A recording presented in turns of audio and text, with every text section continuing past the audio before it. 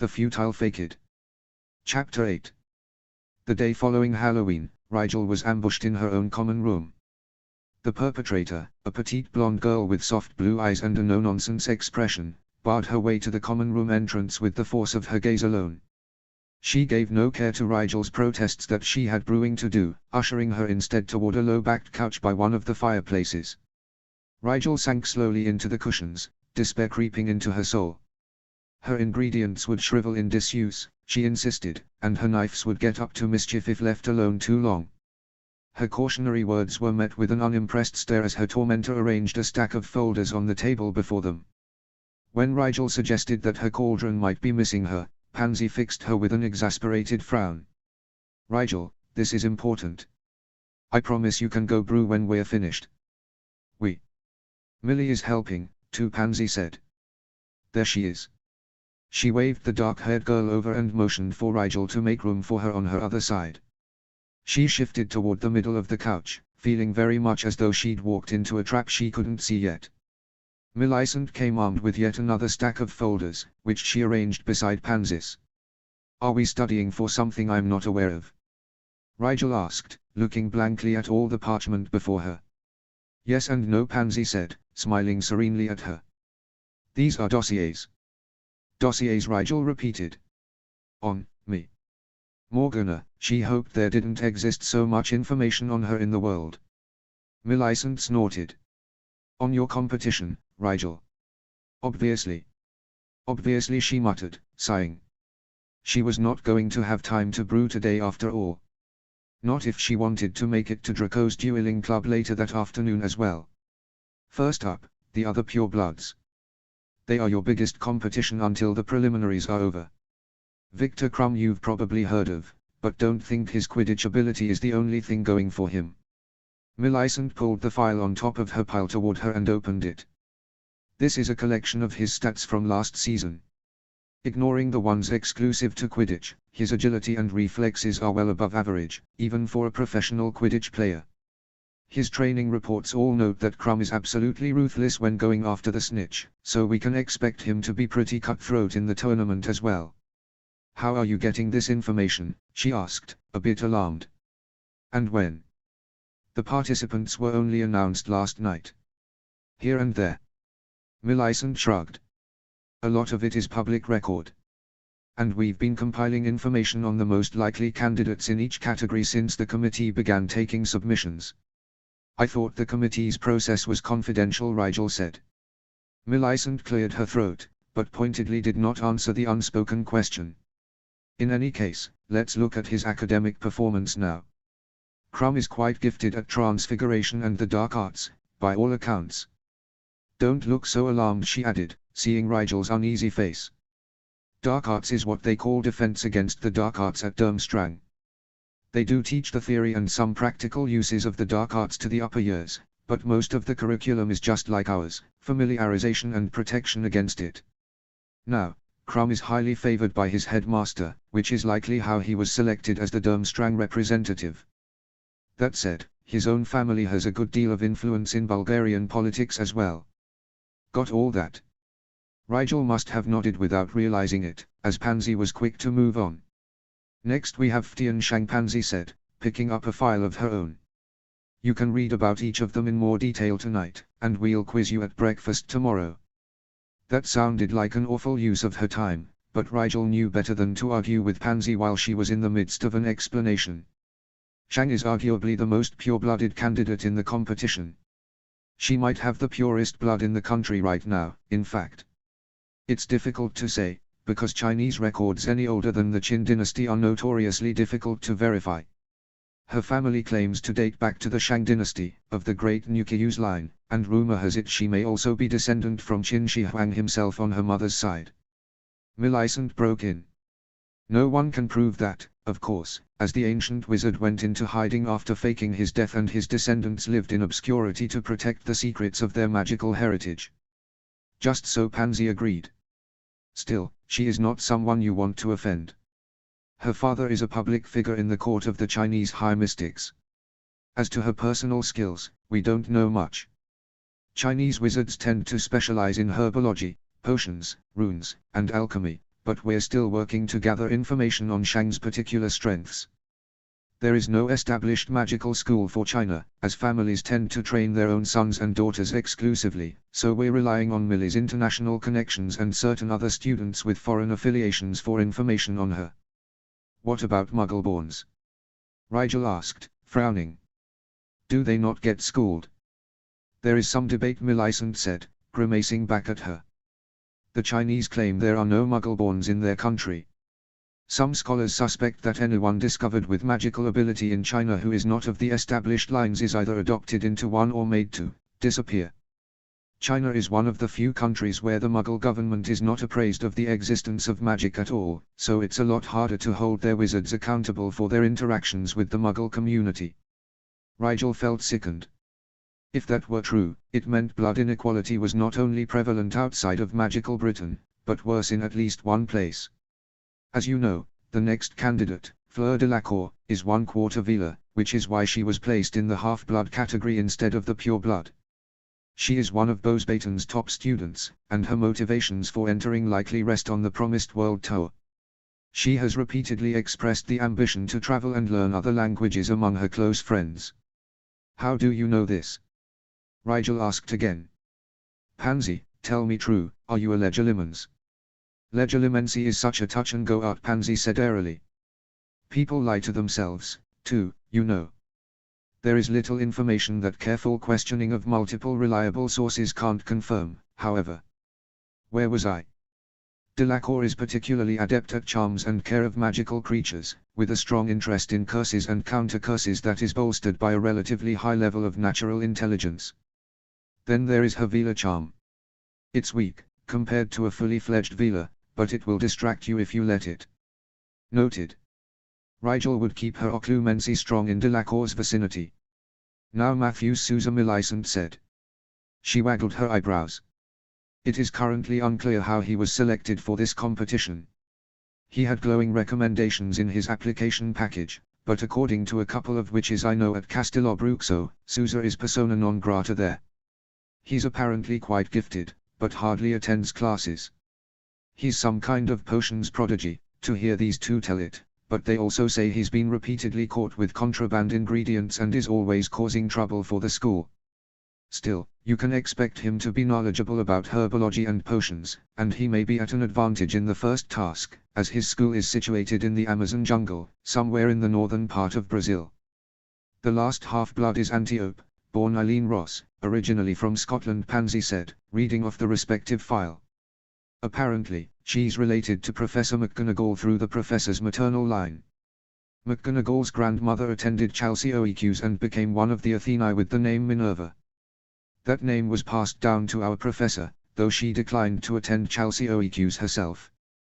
Antiope's school is on an unplottable acropolis in Laconia, and what we know for sure is it's all female and emphasizes the manifestations of Athena in its teachings. Scholar, warrior, maiden, Rigel recited. I can certainly see the warrior aspect. Antiope is very straightforward and quick to rise at any perceived slight. Yes, she's likely extremely competitive, Pansy agreed. She'll be well trained in charms and transfiguration, and her dueling will be flawless. We've gathered that Chelsea OEQs doesn't focus on arithmancy, runes, or alchemy, as those are viewed as male arts and largely emphasized in the equivalent all-boys school in Laconia. The competition may not test those subjects in any case, Rigel said thoughtfully. Charms, defense, transfigurations, those are the showy fields, and people will expect the tasks to focus around them. True, Pansy allowed. Now the Muggle-borns. Millie. Millicent frowned at the file in her hand. Jacob Owens. The other candidates all submitted family trees back several generations at least, so that the tournament coordinators could verify blood status against public records, but he didn't submit anything for his family. I suppose they figured as a Muggle-born it wasn't necessary. His grades are consistently good, extracurriculars an impressive mix of academic and athletic, and those who know him at school say he's well liked and rather boring. So what's the problem? Rigel asked, eyeing her unsatisfied expression. Boring people don't end up in international tournaments, generally, she said, scowling. I just have a feeling he's too good to be true. I'll keep digging. Next is Hermione Granger, Pansy began. Don't, Rigel said firmly. She's a friend. Why should that matter? Pansy asked, raising her eyebrows. It's a competition, Rigel Millicent reminded her. Hermione isn't used to this sort of thing, politics and rumors and people digging into your background for no other reason than to better understand you. If she knew I was doing this, it would make her uncomfortable, and I care if she is uncomfortable. Pansy's eyebrows managed to climb higher, but she put the file aside without another word and moved on. The last one is Tariel Dirk-Zahai from Magiatine. At first we thought he was representing Wagadu, but he's not registered as a student there. Millie believes he's likely from one of the smaller villages within the Magiatine Sultanate, but obviously not actually part of the Magiatine clan itself, or he would have received an invitation to Wagadu. It doesn't help that Somalis don't keep traditional records with family surnames, Millicent complained. Just knowing that Tariel's father's name was Dirk and his grandfather's Zahai isn't enough to really pinpoint his origin. As far as abilities, though, he will have been trained by his village elders if any were magical. Otherwise, he'll be self-taught. It's strange that he'd even have heard about the tournament, not being affiliated with any major magical school and without apparent political connections to pass the word. We'll keep an eye on him as well, just in case. The two girls looked at her expectantly, so Rigel said, "Thank you for putting all that together. I'm sure it was a lot of work, and I appreciate your help." Pansy fixed her with stern look. "We will be quizzing you. Read the rest of it, Rigel." She conjured a fabulously insincere smile. "At the very first opportunity." Millicent laughed. "See, this is why you get sat down like a child and lectured to, because we know you won't read any of it on your own." Rigel gave up a sheepish grin. "I am grateful to have friends who know me so well. I know you guys are working hard to help me succeed. Sorry if I don't seem appreciative." "We don't need you to be appreciative," Pansy said, eyes fond. "We just want you to survive this tournament. We can't help you once you're out there in the forest, but we can help you prepare. Draco has already written his father this morning, demanding information on the upcoming tasks for you. Edmund is putting together a compendium of magical creatures used in past tournaments similar to this one." Blaze was looking secretive, but I know he's got an idea or two as well. "The point is, you're not alone in this." She felt a warmth in her chest like the sun coming out from behind a cloud. "Thank you," she said, wishing she knew how to convey the depth of her appreciation in a way that wasn't foolish. Millicent rose, fanning herself sardonically. "Stop, Rigel. You're making me blush." Rigel laughed. "It's a curse," she told the girl. She helped Pansy collect the stack of folders, but plucked Hermione's out and requested, "Burn this, please. I'm sorry you went to the trouble." Pansy pursed her lips, but nodded, accepting the folder back while Rigel carried the rest of them toward her dorm room. Draco was sprawled on his four-poster, scrawling furiously on a piece of parchment, ink flying precariously close to his face. "What did that essay ever do to you?" she asked, amused. He looked up distractedly, and she saw there was indeed a drop of ink on his cheek. "It's a letter." "Someone must have offended you grievously," Rigel remarked, eyeing the disheveled handwriting. "It looks like you poked through the parchment in several places." Draco blinked and scanned the page, scowling. "Damn. I'll have to rewrite it." He pushed it aside with a sigh and stood with a stretch. "Pansy give you the rundown, then?" "She's been waiting all week for the announcement so she could impress you with her investigatory skills." "Really?" Rigel frowned down at the folders she'd dumped on her bed. "I'm afraid I could have been less churlish about listening." "She won't be offended," Draco said, waving off her guilt. "Pansy gets you." Rigel sort of doubted that, but she did think it was sweet of her friend to try. Now that the folders were dealt with, she gathered her bag once more and was about to walk out of the dorm when Draco stopped her. "You're not going to your lab now, are you?" He looked quite put out at the idea. "It's the first dueling club meeting today." "I remember," Rigel said, adjusting the strap on her bag. "It isn't for another hour, right? So you were going to brew a potion in the next 45 minutes. Draco's voice was dripping with sarcasm. "What are you working on?" "A boil cure." She made a face at him. I was thinking I could at least get the cauldron treated and the ingredients set up. Or you could come with me to set up for the meeting, Draco suggested. His eyes widened entreatingly and the hopeful smile on his face was pure, unregulated warfare. Rigel felt her shoulders droop. Brewing would have to wait until that evening, it seemed. Sure, Dre. What are you planning for this one? Draco's face was a picture of contentedness as he told her of his plans. He didn't seem entirely sure how many people were going to attend, which was one of the reasons he wanted to get there early. Chances were at least a few people would have trouble finding the place. That, at least, Rigel could help with. She walked with her friend to the 7th floor, but told him to go ahead inside and get it set up while she watched the door. I'll make sure no one gets in who shouldn't, she promised. You gave them all a password, right?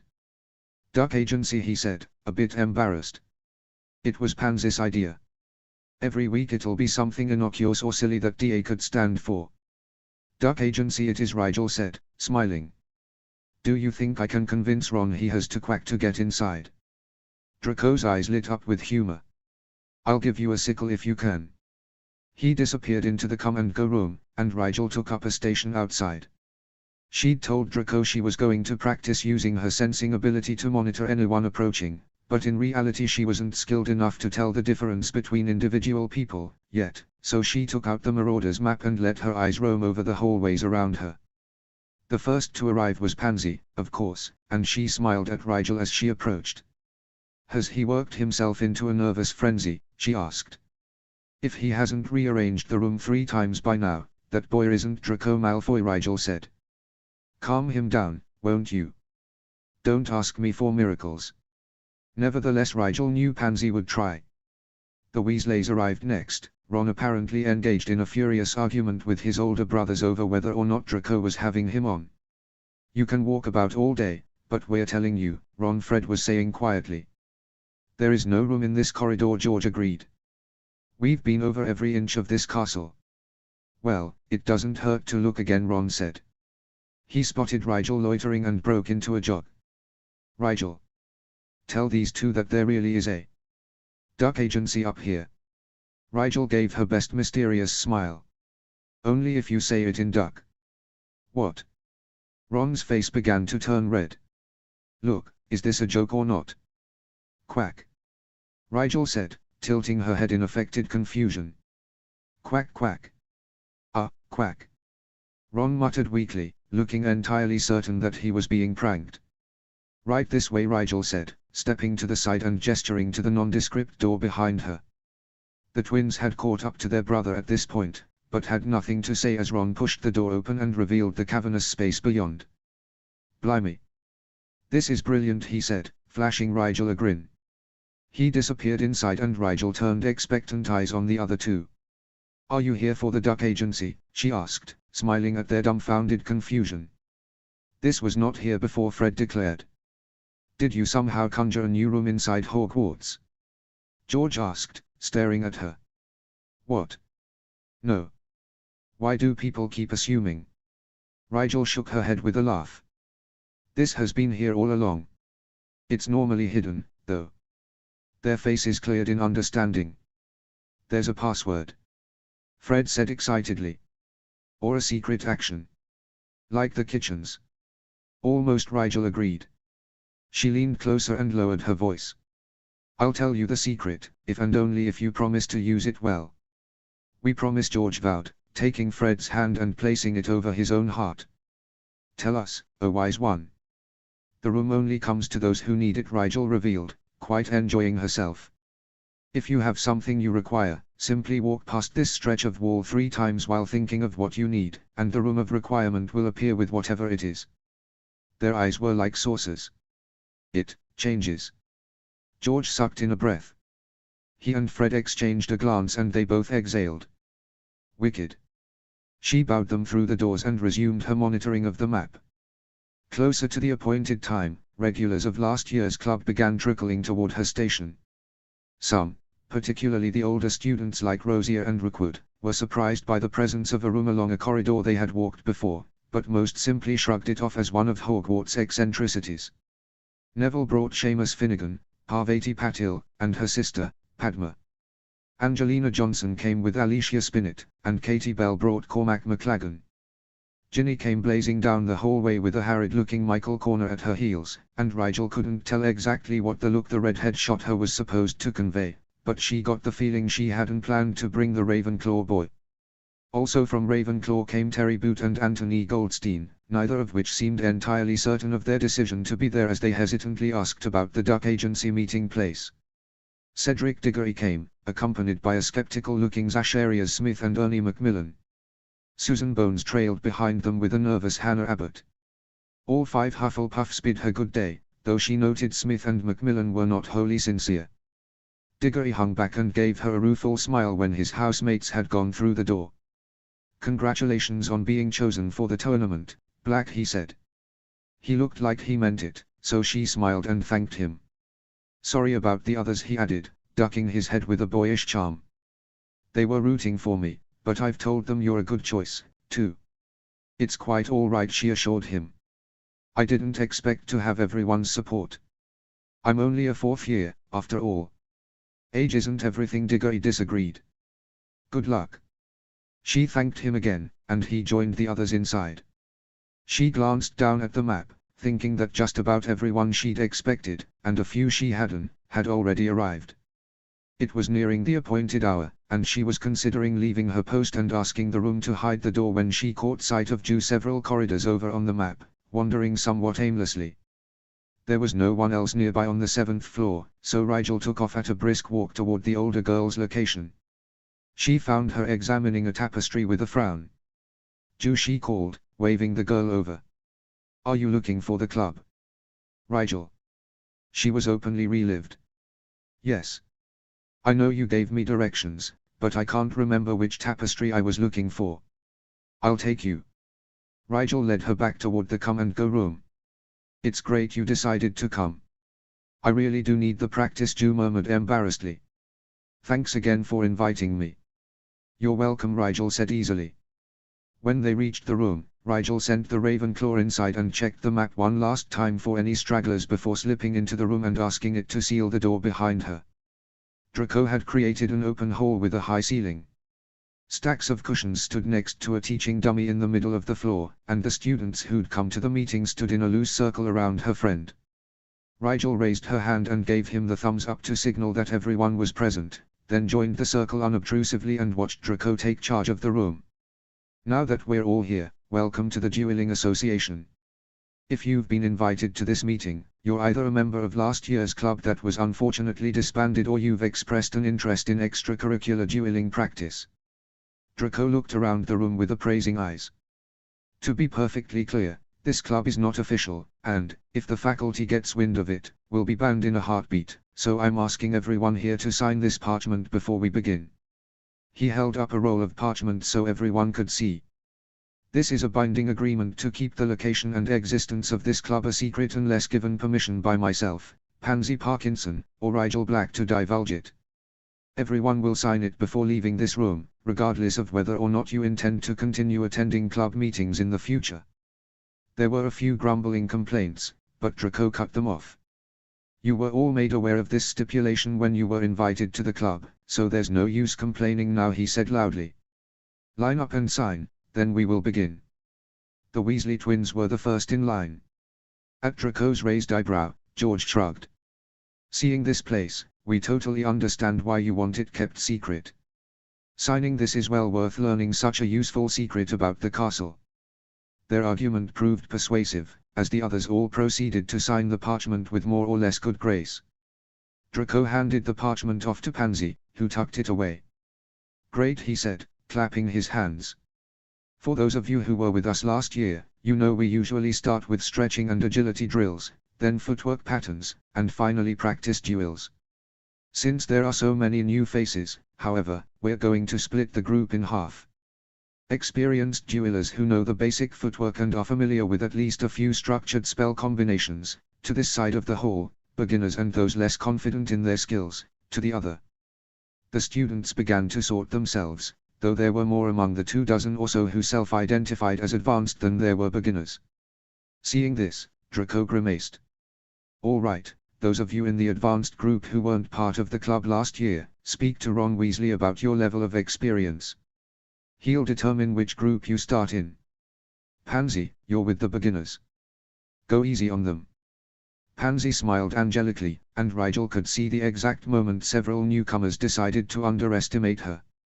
She almost felt sorry for the fools. Almost. Rigel stayed with the advanced group while Draco outlined his plan for the first term.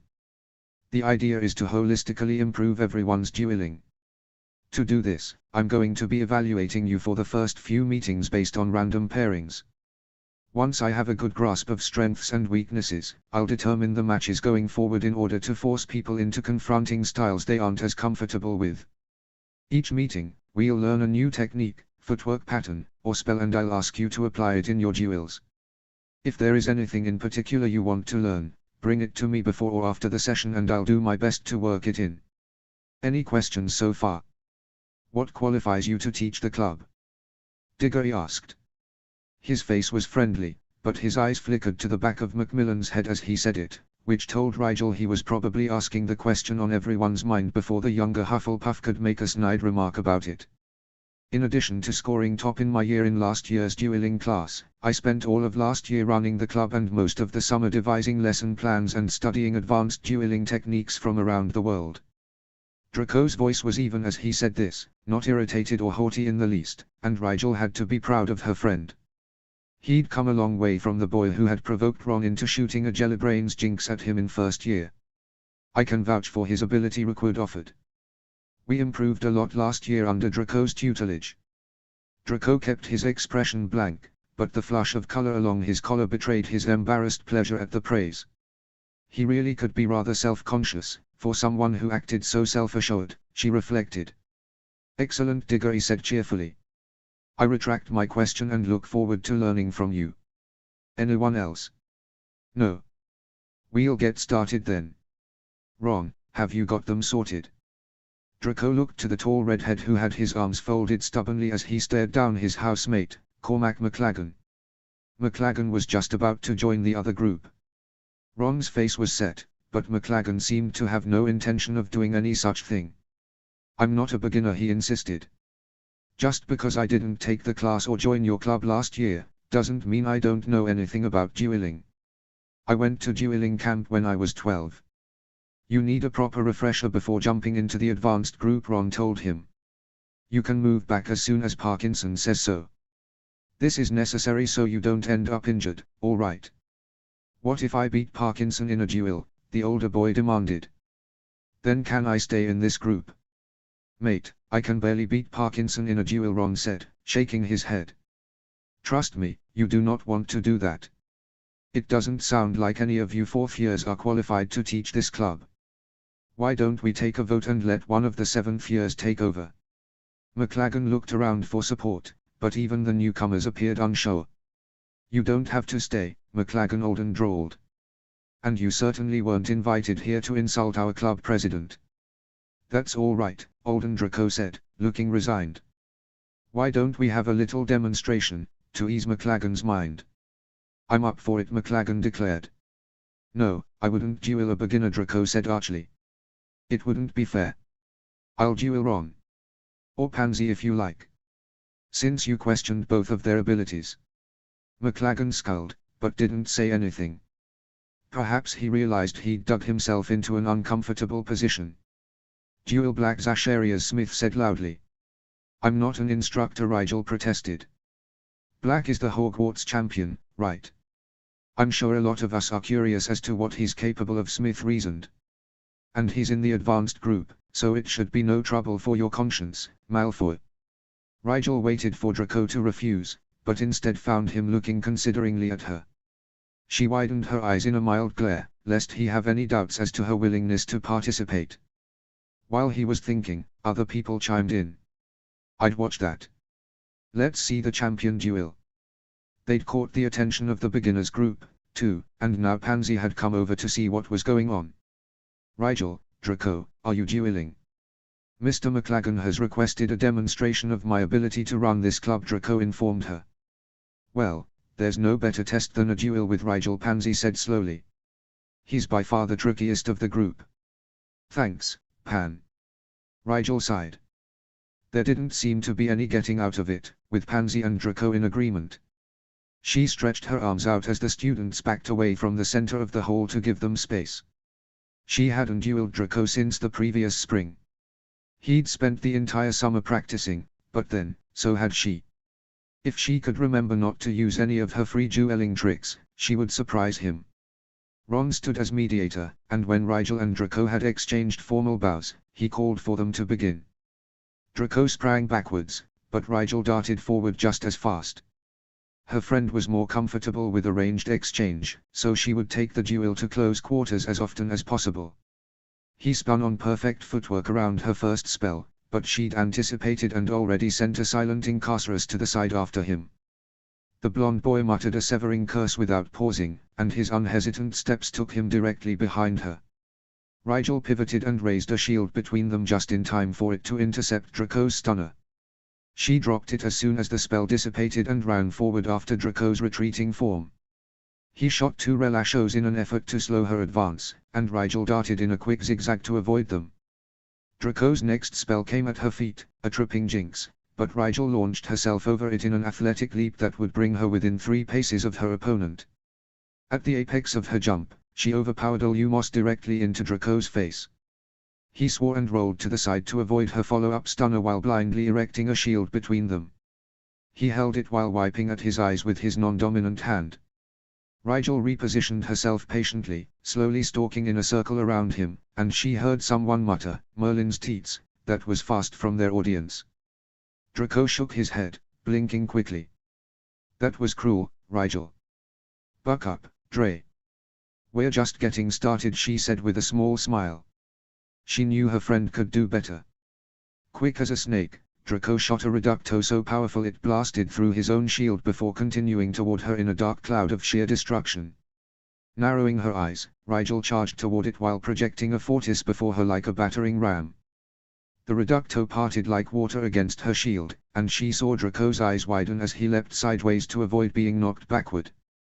Rigel thrust her wand hand forward as she dove after him. She rolled on her back and shoulders, and the fortis rolled with her. Draco wasn't fast enough to escape the bubble of doom, and the force of her sideways momentum knocked him to the ground. A smattering of shocked laughter broke out around them, but Rigel was too intent on pressing her advantage to enjoy it. She broke the fortis and fired off 3 stunners in quick succession. She'd been working with Snape to shave off wand movements, so her spells came faster than ever, but Draco's reflexes had improved, too. He blocked the first 2 and rolled backwards to avoid the third, springing off the ground with one hand and regaining his feet to a round of spontaneous applause from the spectators. "You've been practicing your floor work," she commented. Draco's answer was a flypendo that Rigel had to bat out of her way with a quick relasho. He went on the offensive with a series of fast spells, and Rigel was pleased to see Draco's repertoire had expanded in the last few months. Among the ordinary dueling spells to disable, he sprinkled charms to distract and hinder. A blast of wind from a concentrated weather charm pushed Rigel backwards several feet before she dispersed it with a Ventus cast in counter-rotation. He used her momentary delay to conjure 2 paper crows and set them on her with Opungo. Incendio. She met the birds midway with fire and followed it up with a second Incendio before their ashes hit the floor. "At least," she said Incendio. Her wand was actually casting an overpowered flagrate, however, and while a line of fire arched through the air toward Draco, the marking spell wouldn't really hurt him. Draco didn't recognize the difference in time. His ears heard Incendio and he was casting Aguamenti automatically before he could help himself. Her freezing charm met the water on the ground, and an Accio Draco was all it took to force her friend forward into it. His feet couldn't find purchase on the ice to resist the summoning charm, and he came slipping toward her, right through the line of harmless fire still hanging in the air. Off balance, he shielded instead of attacking, and that was his undoing. Rigel hit him with a weightless charm that attached itself to his shield instead of dispersing against it. Only a Dipasco could stop a weightless charm from taking effect. Her follow-up flypendo sent Draco shooting upwards like a balloon. Up he flew until his shield nudged the ceiling and his momentum reversed. He glared down at her from his gently descending bubble, clearly tempted to drop his shield to get rid of the weightless charm and risk a nasty fall to the ground. "Don't do it, Draco," she called, stalking slowly toward him. I'll stun you as soon as the shield is gone, and I won't cushion your fall. Pansy will, he called back, arms folded. Interference will cost you the match anyway, Rigel said. She was nearly beneath the agonizingly slow-falling boy balloon now, and it was the work of few moments to apply a sticking charm to the floor where he would land. Draco's shield charm carried him almost lovingly into her trap, which held him fast even as he finally let go of his shield. He tried to get a few more spells off, but with nowhere to maneuver, he was easy to overpower. She caught him with a Petrificus Totalis and disarmed him neatly. Winner, Rigel Blackron declared, somewhat unnecessarily. The applause was raucous, and most of the students seemed impressed and excited. Good, she thought. They ought to leave Draco be, now. Good match, you two, Ron added as she returned Draco's wand and they shook hands. You could have let Draco win, though. He'd never forgive me, Rigel said, smiling apologetically at her friend. Draco shrugged. I knew when I agreed to the duel that you would beat me. Why not duel one of us, then? Ron asked. I thought you were trying to prove your leadership. A good leader isn't afraid to lose in front of his subordinates, Draco said, tilting his nose up in affected arrogance. After a moment, he broke into a smile. Also, it was more important for people to believe in Rigel than for them to respect me. Rigel is Hogwarts champion, after all. This was an opportunity too good to pass up. Rigel rolled her eyes. Not you, too. Soon I'll have an entire team of self-appointed public relations experts. Draco is correct, Pansy said, joining their huddle. A lot more of them will support you in the tournament, now. Good job, you two. I had no idea you could use the Fortis like a bludgeon, Ron said. You'll have to teach us that one. Rigel was about to agree, when a frisson of awareness behind her caught her attention entirely. She snapped her left wrist and palmed the knife in her sleeve, smoothly raising it in the same motion to block the spell that had been shot at her back without looking. All conversation stopped as Rigel slowly turned her head to see Fred staring at her with wide eyes. Ah, it was only a glow charm, the redhead stammered. To make you look saint-like. George bet me you wouldn't block it, and I thought it would be funny. He trailed off uncomfortably. Rigel looked down at her now glowing knife and smiled, shaking off her tension. No worries. I hope you didn't bet anything big, George. George shook his head with an amazed whistle. I wasn't that sure you'd miss it. Some reflexes, Rigel. She grinned. Her sensing ability had been coming along of late. She was almost ready to begin free brewing, but had to keep it up unconsciously for an entire week before Snape would be satisfied. She could feel all the magic in the room, even though she couldn't quite distinguish between individual people or spells unless she concentrated hard. Rigel, why are you carrying that? Pansy said, frowning. If you use it in the tournament during a duel, you'll be disqualified. Better disqualified than dead, she said reasonably. Anyway, the duel was over at that point. Still, Draco said, eyeing the knife thoughtfully, I'll ask my father about procuring some gauntlets for you. They are considered defensive, so they should be allowed. My knife is defensive, she offered. Not one of her friends seemed impressed with that logic. She tucked it away, and looked around. Some of her classmates had alarmed expressions on their faces, but mostly they just seemed intrigued. She suppressed a sigh. Diggory was the first to break the awkward silence that had fallen over the room. Well, I for one am ready to learn some dueling.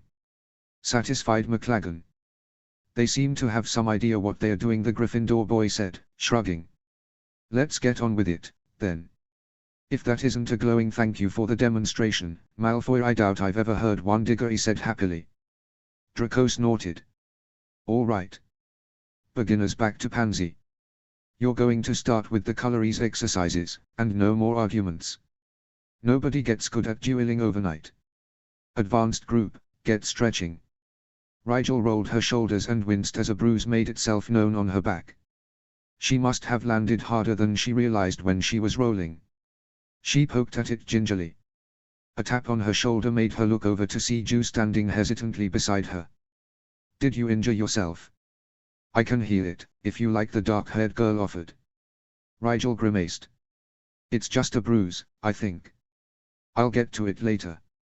It's harder to heal your own back, Ju pointed out. At Rigel's reluctant expression, she added, it won't take but a minute. I can do it right through your robes. Thanks, Ju, she said quietly. I don't think it's serious, though. I appreciate the offer. Oh, all right. The Ravenclaw smiled weakly and headed back over to the beginners group, where Pansy was explaining the Color Easiraderia game they would be focusing on for a few meetings. Why did you invite her? Draco asked. He eyed the back of Ju's head with dislike as he rotated his ankles one after the other. Rigel frowned at him.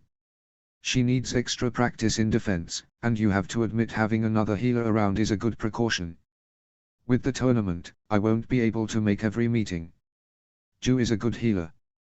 Ju. Draco scowled. Is that some kind of pet name? What?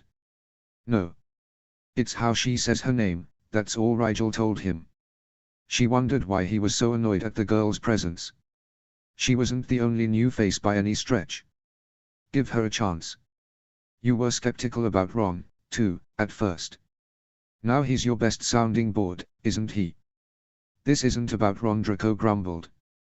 He left the topic alone, though, and went on with his stretches in silence.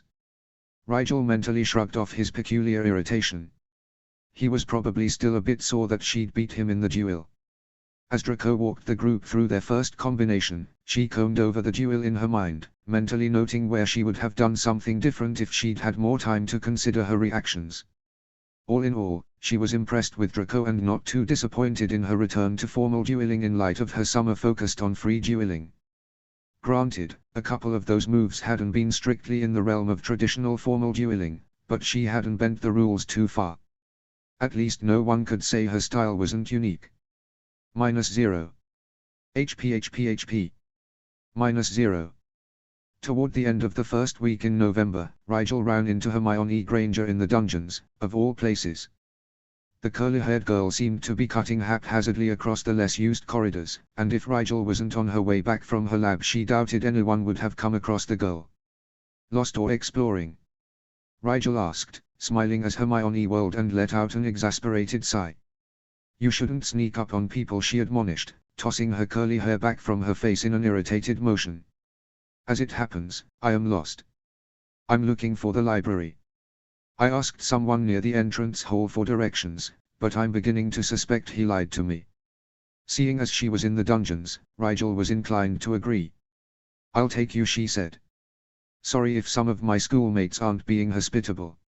It's to be expected, she said evenly. After the barest of hesitations, she fell into step beside Rigel. Thank you for showing me the right way. What were you doing down here? The Slytherin common room isn't far from here, Rigel told her. I have a private lab that I use for extracurricular research, as well, and it's just back that way. The school lets you brew unsupervised. Hermione's eyebrows shot up. That would never happen at AIM. Professor Snape makes an exception for me, as I've been excused from regular potions lessons, she explained. Harry did say you were quite gifted at potions as well, Hermione murmured. I hear Professor Snape is a world-renowned potions master, so I suppose he would recognize talent when he sees it. I was thinking of attending a few of his classes, but I'm not sure how our syllabi compare in that subject. I may be behind the other fourth years. To be honest, I wouldn't attend potions class here if I were you, Rigel said, a smile tugging at her lips. Professor Snape is world-class, but he isn't exactly friendly. You'd learn more reading his work for publication rather than sitting through his classes. Mostly he spends them trying to prevent the students from blowing themselves up. That's a rather harsh denouncement of your classmate's ability, Hermione commented, sounding disappointed. Not at all. Rigel smiled reassuringly. My classmates are perfectly average in potions. The curriculum here includes a great many more temperamental brews than are taught at other schools, however. Snape thinks the most important thing to teach people who probably won't be brewing potions for a living is how dangerous potions are, so they don't accidentally hurt themselves later in life trying something unfamiliar. Did you know that since he's been the potions master here, the average rate of potions-related deaths in magical Britain as a whole has gone down? Specifically in adults who attended Hogwarts after 1981. Hermione looked amused. You admire him greatly. I do, she admitted. He's my mentor, but more than that, he's an exceptional academic in a number of fields. I'd be happy to recommend some of his best articles if you have the time to read them. I'd appreciate it, Hermione agreed, looking cheered at the prospect. If potions wouldn't be helpful, what classes should I attend? I was thinking history would be interesting, as I don't doubt a different perspective is offered at an all-pureblood school like this one. Rigel winced. History might not be a great subject, either. It's taught by a ghost, currently, and he rarely strays from the textbooks that were assigned to the course when he died. Hermione looked vaguely horrified. You don't learn any modern history. Most of the old families emphasize history pre-Hogwarts, Rigel said, shrugging. And the Isles are dated enough that it doesn't really impact test scores. If you're looking to get the most out of classes here, I recommend Transfiguration and Charms. McGonagall, the Transfiguration professor, was trained by Dumbledore himself. She's an animagus, you know. Really? I've never met one, Hermione said, eyes wide. I'd very much like to meet her. And Charms, you said? Rigel nodded. Flitwick was a dueling champion in his day, and most of his ability in that arena has to do with his complete mastery of charms. Another good one might be defense, since you're in the tournament and all. Professor Dawlish is an Auror, and he has a habit of shooting sudden spells at his students to hone our reflexes, and to make sure we're paying attention. Hermione grimaced. That sounds instructive.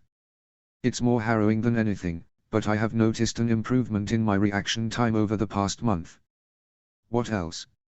Rigel thought aloud as they climbed the main staircase. The healing class will be open to you, of course. Madame Pomfrey would love to have you. The 5th year class meets Friday mornings, so you should come then. Do you take runes or arithmancy? Magical creatures or divination? I've looked into runes and arithmancy on my own, Hermione said, but the healing track doesn't allow a lot of time for unrelated extracurriculars. You might try those, then Rigel suggested. I can give you the notes from last year if you want to attend the 4th year lessons with us. I don't take creatures myself, but I've heard the professor this year is very knowledgeable. There are a lot of unique resources at Hogwarts, so don't hesitate to take advantage of them. I was looking forward to seeing the library, Hermione admitted, smiling sheepishly. It's supposed to be the best collection in Europe. That is what anyone who attended Hogwarts will tell you, Rigel said with a laugh. I'll let you decide for yourself. Here we are. She gestured to the large doorway and Hermione beamed at the sight of the brass sign hanging above it. Thank you. Do I need a card to check out a book? Rigel shook her head. I'll show you how to sign one out. Madame Pince is the librarian, and she inspects every book that goes in or out, so don't ever damage one if you value your life. Hermione looked vaguely offended. As if I would. Rigel led her into the library and gave her a short tour of the different sections. Then she took out a spare piece of parchment and sketched a quick map for the girl. This is the best route from your rooms, she said, drawing an arrowed path. She added the Great Hall, the Transfiguration, Defense, and Charms classrooms, and the hospital wing for good measure. She handed it over, saying, if you ever need anything, stop someone in a green tie and tell them Rigel Black asked to see you. They'll find me for you without much fuss. If you're really interested in the pure-blood perspective on modern history, I recommend simply asking people. The ones in blue ties are Ravenclaws, House of the Intelligent and Curious. Your average Ravenclaw is always up for a solid academic discussion. Hermione's smile was small, but clearly heartfelt. Thank you, Rigel. You've been a great host. It's no trouble at all, she assured the girl. I'll see you around. Rigel left the library with a feeling of satisfaction. Archie would be pleased with her for looking after his friend. She would subtly inquire as to who had tried to trick Hermione into traversing the dungeons alone, as well. That sort of prank was likely just petty mischief, but given certain Slytherin inclinations in regards to Muggleborns, it could have gone much worse for the girl if someone else had found her first. -0. HP. -0. She only had 2 weeks to prepare for the first task, and by Thursday evening she thought she ought to at least go down to the Forbidden Forest and practice acclimating her senses to it again. Now, more than ever, it was vital that she get past what had happened to her there. Rigel approached the forest as the sun was just beginning to sink below the treetops. The dark wood seemed to reach out toward her even as she moved toward it, touching some part of her soul that sent a shiver down her spine. She gritted her teeth against the feeling. "I am not afraid of a dead man," she told herself firmly. "Peter Pettigrew can't hurt anyone now." When she reached the outermost trees themselves, however, she found her feet unable to carry her further. At first, she thought unbiddable panic had clawed its way into her, but soon realized the problem was not in her mind, after all. An invisible barrier preventing her from moving any further had somehow been erected at the edge of the woods. She stretched out a hand along it, searching for an edge that would indicate a localized shield, but the barrier met her in every direction. "A ward, then. They won't let anyone in," an accented voice drifted toward her through the fading light. She cast out her sphere of magical awareness warily and sensed a presence moving toward her along the tree line. A few moments later, she saw Matthew Souza strolling in the shadows, one hand trailing along the invisible ward and the other tucked into his pocket. He stopped beside her with a wry grin. "They don't want us looking." Rigel had to admit it made sense. The tournament organizers wouldn't like anyone seeing what they'd prepared before the night of the task. "Where to go in blind," then she remarked, sighing.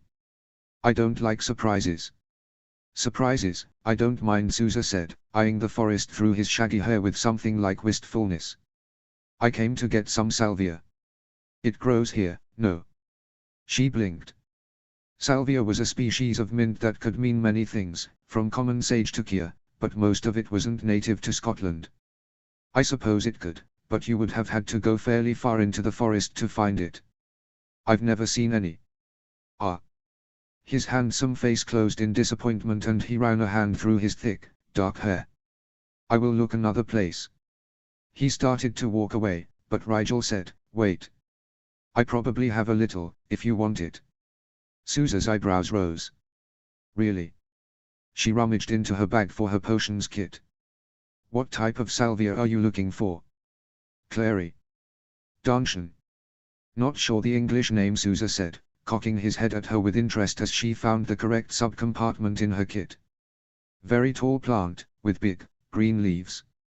Not many flowers. Used for seeing things." Salvia divinorum, she guessed. That was the only type of sage she knew to be used in scrying potions. "I have that." She pulled it out of the undetectably expanded compartment and examined the bundle closely. "I bought this a while ago, but it looks all right." She passed it to him and a crooked smile overtook Souza's face. "You always have plants in your pocket." Rigel secured her kit once more with a slightly embarrassed grimace. "I'm a potioneer, and I've learned it pays to be prepared." "Are you going to brew some kind of seer's solution for the task?" She had heard that such brews were useful for opening the inner eye, but she'd never tried it herself. "Something like that," Souza said, looking amused at her still. "Thank you, Mr. Black." She let out a laugh at that. "Just Rigel is fine. Good luck in the first task, Mr. Souza." "Matthews, please, and good luck to you," he said, bowing smoothly to her before heading back toward the castle. When he'd gone a fair distance, Rigel called, "Tree Schleider. Is that you?" She'd felt what she thought was her friend waiting within the sphere of her sensing ability for most of her conversation with Souza. "The stranger is gone, speaker." "Yes, thank you for waiting," she said, smiling when the snake wiggled right up to the barrier and bumped against it agitatedly. "You can't get out either." "I am trapped here with all the others," Tree Slider complained. "How will you give me a moose?" His priorities never ceased to amuse her. Still, he was right. She couldn't give him the one she'd brought. "How would you like a live moose this time?" Tree Slider expressed great interest in that idea, so Rigel took out her wand and whispered, "Achio mouse." She didn't put much power behind the spell, but several mice still zoomed out of the forest and bounced against the barrier between her and the trees. Tree Slider was quick to neutralize them before the mice regained their wits, and the green snake chortled in a satisfied hiss over his spoils. "Speaker is too kind," he said gleefully. She favored him with an indulgent smile. "You mentioned others before. So there are new inhabitants in the forest?" Many new creatures, Tree Slider agreed. And traps. Metal and magic, ensnaring those that stray too close. That was interesting. Can you tell me what kind of creatures? She asked, a slow smirk blooming across her face. She really did hate surprises. The snake hissed in wordless agreement as his coils tightened around his dinner. I have seen a manticore, 2 schnurligasters, a quintapt, and smelled a troll, Tree Slider told her. The stupid runeshpos speak of sphinx and chimera. Several spiders are also trapped, and the thestrals, too. Then there is the dragon. A dragon. Rigel found herself releasing a wordless hiss of frustration. She did not want to face another dragon in this lifetime. Did you see what kind? Small and fast, the snake revealed. And rude. Naturally, she said on a sigh. Thank you, Tree Slider. You've been a great help to me. Always blessed to help, speaker. She considered the snake, an idea forming. Would you mind helping me again soon? Of course. The snake looked up at her with something like interest in its bulbous eyes. On the next full moon, meet me near the tree line. There will be others around, but do not be afraid to approach me. I will need your help navigating the forests that night. Rigel spoke slowly so that the snake would understand and remember. Until then, watch and listen to all happenings inside this barrier. Sniff out the traps you spoke of and remember their location. Take note of any new creatures and remember. Can you do that for me? Yes, speaker. I will be your ice and ears, Tree Slider said gravely. When you come on the full moon I will seek you and assist. You will not hunger for mics as long as I reside here, she vowed. Rigel couldn't help but feel a sense of satisfied accomplishment as she bade farewell to the snake and made her way back to the castle. It was a little unfair of her to have an early advantage in the task, but she had promised to do her best, and that meant using all resources available to her, didn't it?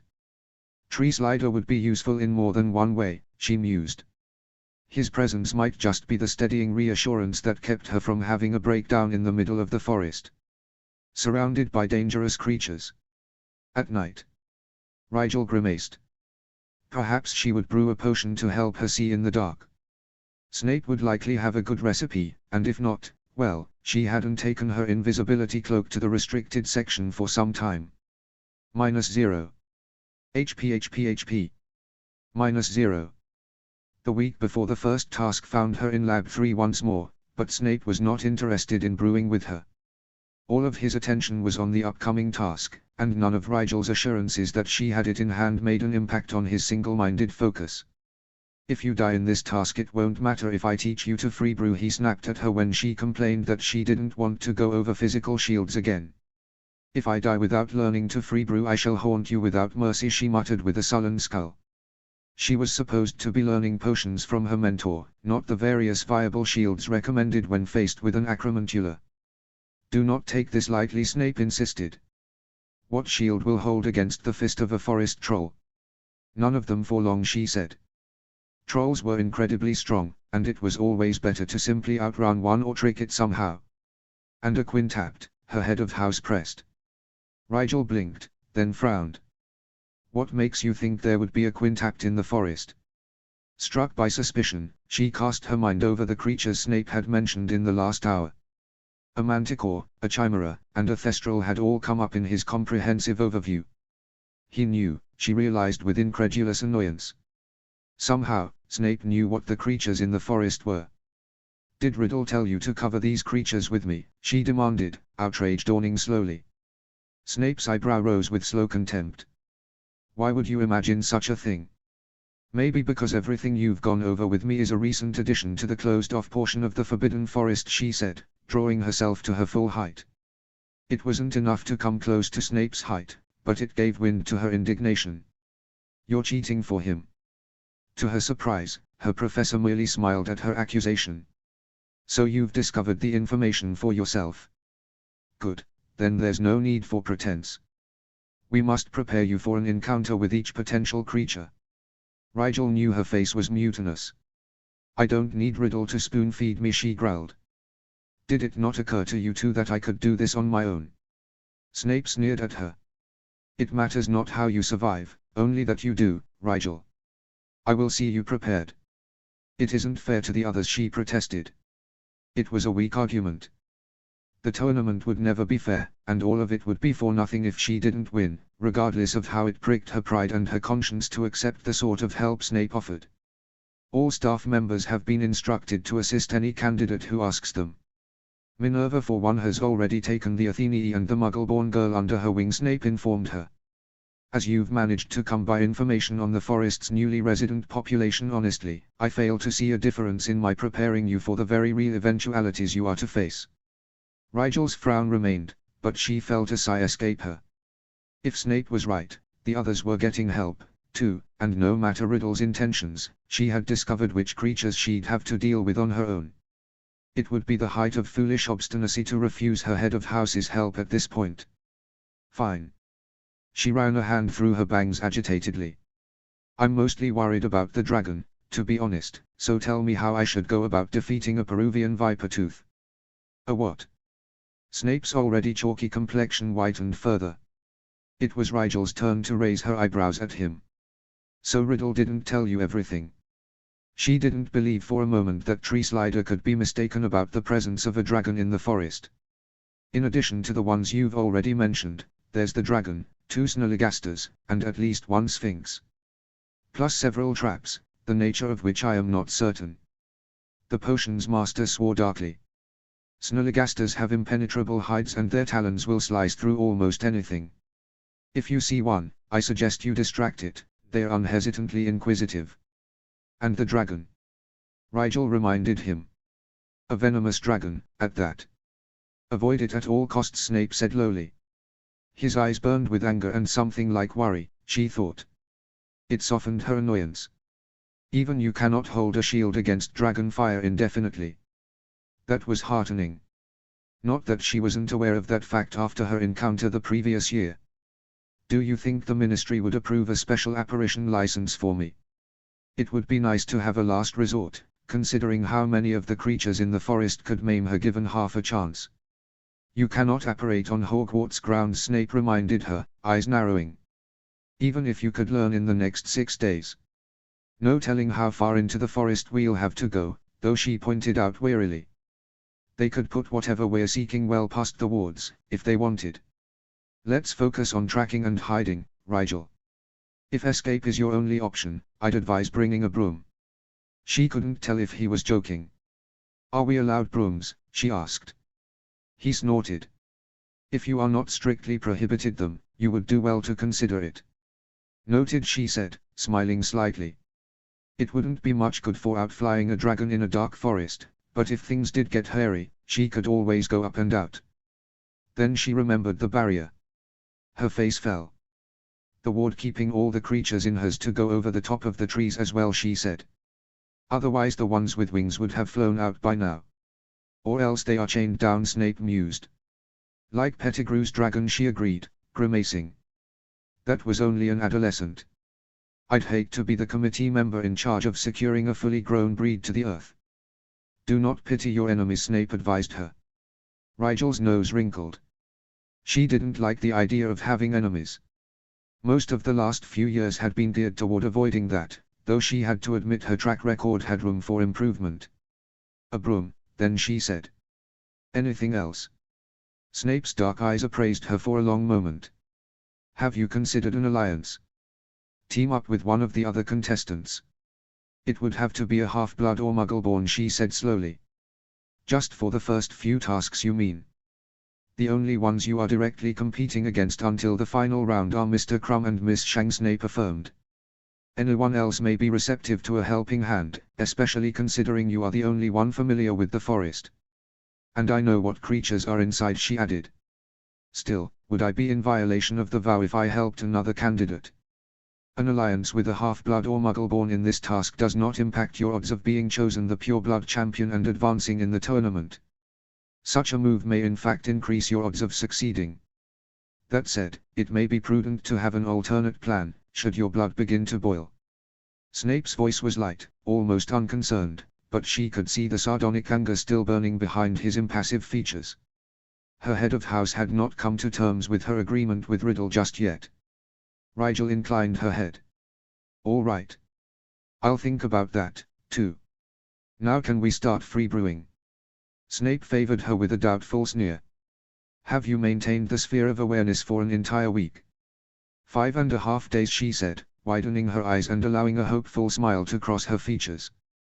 It would have been 7, but I brewed some dreamless sleep that ended up much stronger than intended and accidentally knocked myself unconscious the night before last. Now I'm back to 2 days straight. Why are you taking dreamless sleep? Snape asked. His head was cocked in a way that indicated dangerous levels of interest in her answer. I just have been, she said, dropping her eyes to the side in a show of indifference. He growled. Still.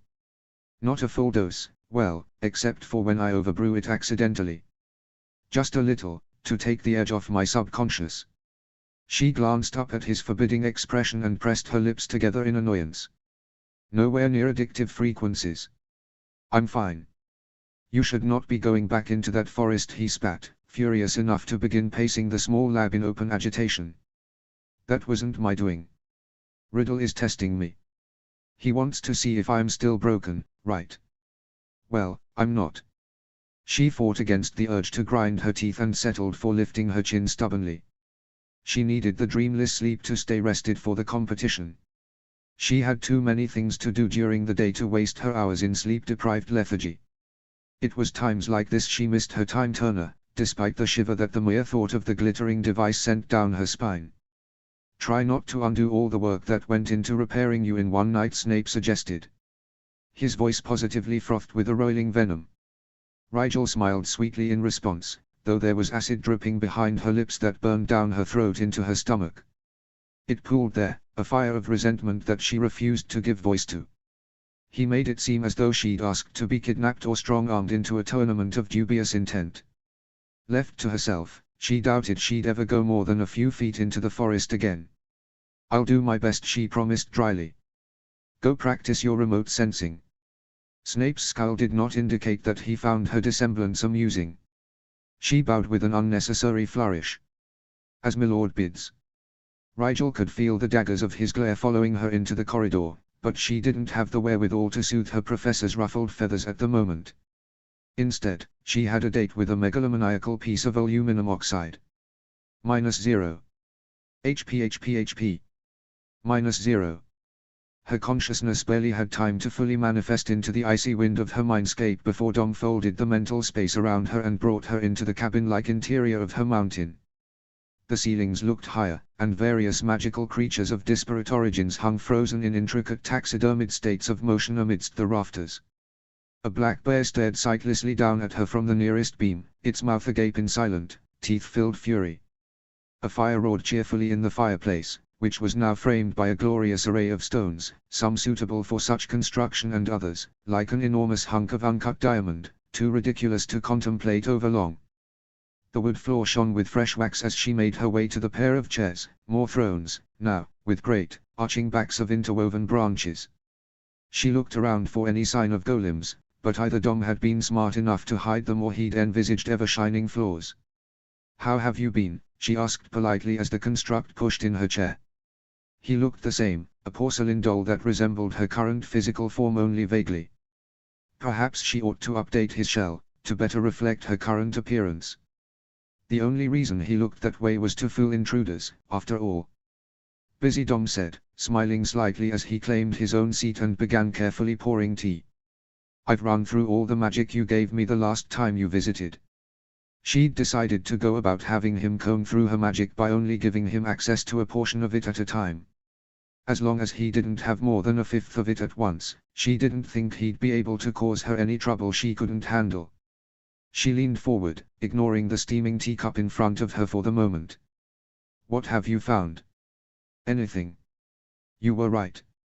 He fixed her with a level stare.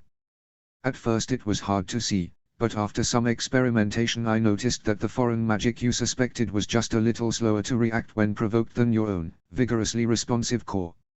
She frowned. What does that mean? He stood. I've collected it here.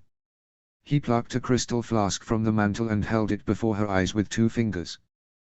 There was a cold blue fire flickering at the bottom, almost writhing in the firelight. At first it was invisible, stretched thin within your core and for all intents bonded with your own magic. If I do this, the construct thrust his hand toward the vial and a flare of power reached out from him toward it. For a moment, the blue fire did nothing, but then it lashed against the side of the bottle without warning. The crystal shook, but held. Dom grinned at her over the flask. Your magic doesn't hesitate. It reacts immediately to any stimulus, while this blue fire always goes still before striking back. Like a snake, she muttered, frowning at the creepy little ball of fire. Once I could discern the difference, I began separating the two. When this magic is detached from yours, it tends to stick to itself. I also lose all control over it once it's no longer merged with your core, he explained, shaking the bottle a little. The flames crawled from one side of the container to the other in a strange parody of pacing. This is essentially useless to you, now. You can't use it for anything, but it can't exert any influence over you, either. She let out a slow breath. Thank you. Do you think you can separate the rest of it? With time, Dom said, nodding. He went to place the flask back on the mantle, but Rigel shook her head. Lock it away, please. She didn't want that stuff just lying around. Dom shrugged, but did place the bottle inside a polished wood cabinet. Thank you, she said, meaning it. I'll get you a new section of core to work with before I leave. She still didn't know what the magic had been intended to do, but she felt better having part of it isolated. She picked up her teacup and sniffed at it, amused to find it still just as warm as when he'd poured it. The tea felt entirely solid sliding down her throat, but in a way that was almost more strange in the mental plane than the illusory impression of tea had been the last time she visited. This is good. It is acceptable, he agreed, sipping at his own cup. Now, what fresh problems have you for me today? She scowled at him. I don't need you to handle all of my problems. Only some of them, I know, he said soothingly. The amusement in his dull grey eyes wasn't surprising, but the concern that underlined it was. Well. Rigel sighed. There's this tournament, she admitted. I have to participate. She began an explanation that sounded even more convoluted out loud than it did in her head. Dom listened patiently, but when she came to the vow he scoffed. You should not make such deals with your enemies. Nothing you could gain will be worth helping him to achieve anything. Dom's foot tapped restlessly as his gaze floated toward the ceiling in thought. This tournament will attract prestige, however, and give you a chance to prove your worth on an international level. You could recruit many followers, if you make a good enough showing. I am not interested in followers, she said firmly. I'm only doing this so that Riddle will stop legislating against non-pure bloods. No harm in collecting multiple birds from a single stone's throw, Dom said archly. I'm only thinking of your future. She groaned. I'd rather you focus on my present. I don't suppose you have any advice for facing a real sphinx? Dom grimaced.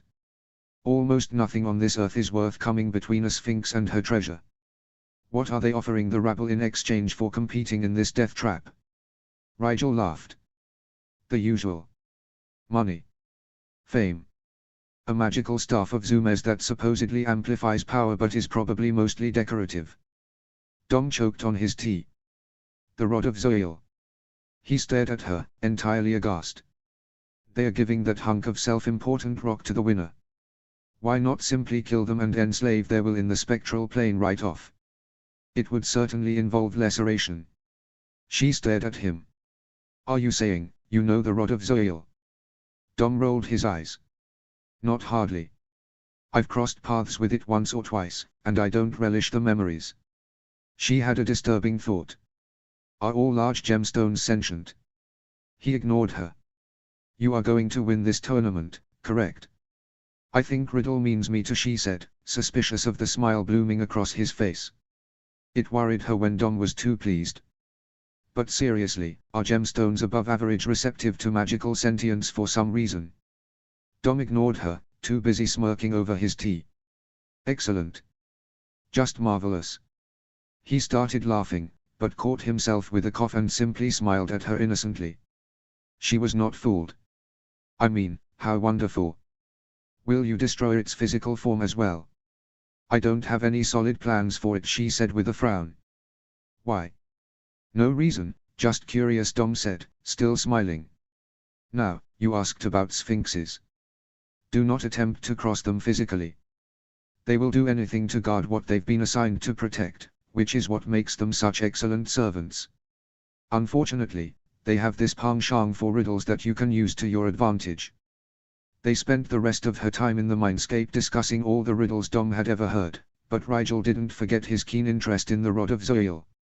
It looked as though she'd have to add that artifact to the list of things she needed to research after all. The very last thing she needed was to win the tournament and wind up with another Dominion jewel on her hands. -0. HP. -0. 5 days before the first task, Rigel came across Hermione in the library. The bushy brunette stood cross-armed at the bookshelf of healing tomes, scowling at something only she could see. Need help finding something? Rigel asked. Hermione started a bit and flushed at Rigel's pleasant expression. There's no copy of Henderson's Intermediate Approaches to Magical Maladies, Hermione said, gesturing to the stacks with a frustrated hand motion.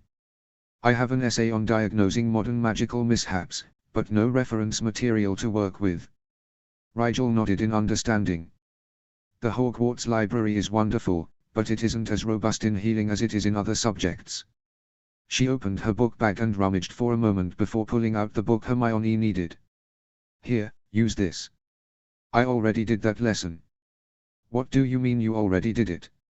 Hermione demanded, taking the book and leafing through it as though to check it really was the one she wanted.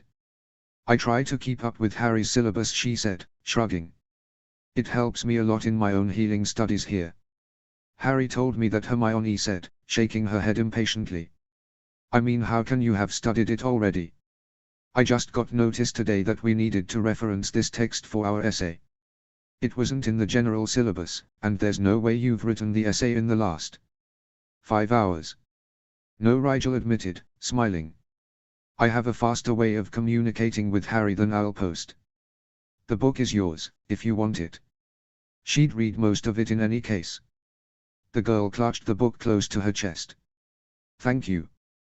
Do you often have to buy your own books to keep up with our curriculum?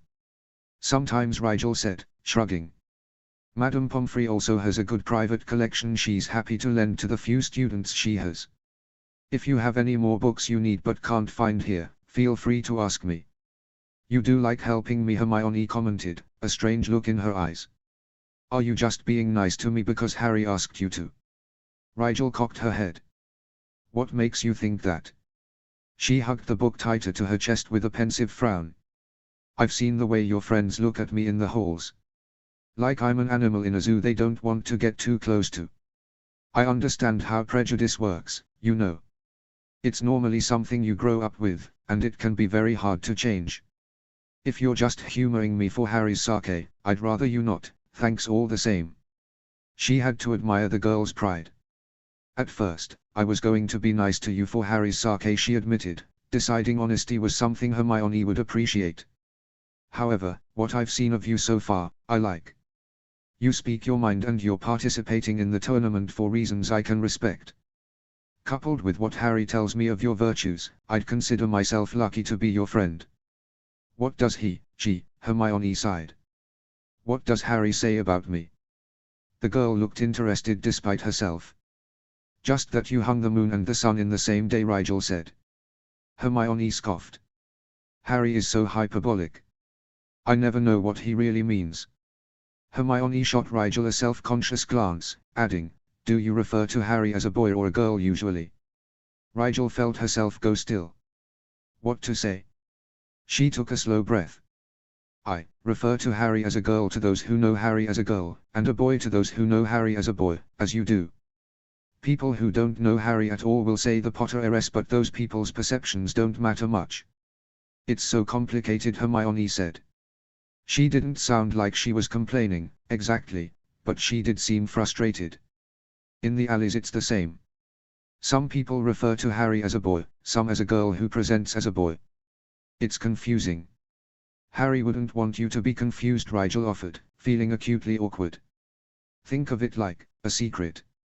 Think of Harry as a boy, but to protect his secret, you can refer to him as a girl in front of people who don't know him. Does that make sense? It's just, Hermione broke off, uncertainty painted across her face. Rigel kept her face open and kind. With agonized hesitancy, Hermione said quietly, I think Harry likes me. He does, she confirmed, with barely a moment's thought. If Hermione had already guessed but hadn't said anything to Archie, she obviously needed someone to talk to. Rigel summoned her most earnest expression. Underneath Harry's excitable personality and light-hearted demeanor, he really cares for you. I know, Hermione whispered. Her face sagged with discomfort. But I don't know how to say this. I'm not attracted to females. Physically. I know, she rushed on, that pure-blooded culture is supposed to be non-preferential and emphasizes flexibility for the sake of bolstering population or something, and Harry says most people don't admit to having a firm sexuality these days, but I can't help what I feel. I don't know if I can ever give Harry what he wants. There was a white-hot knife twisting in Rigel's heart. In that moment she understood in startling clarity just what the ruse would ask of Archie.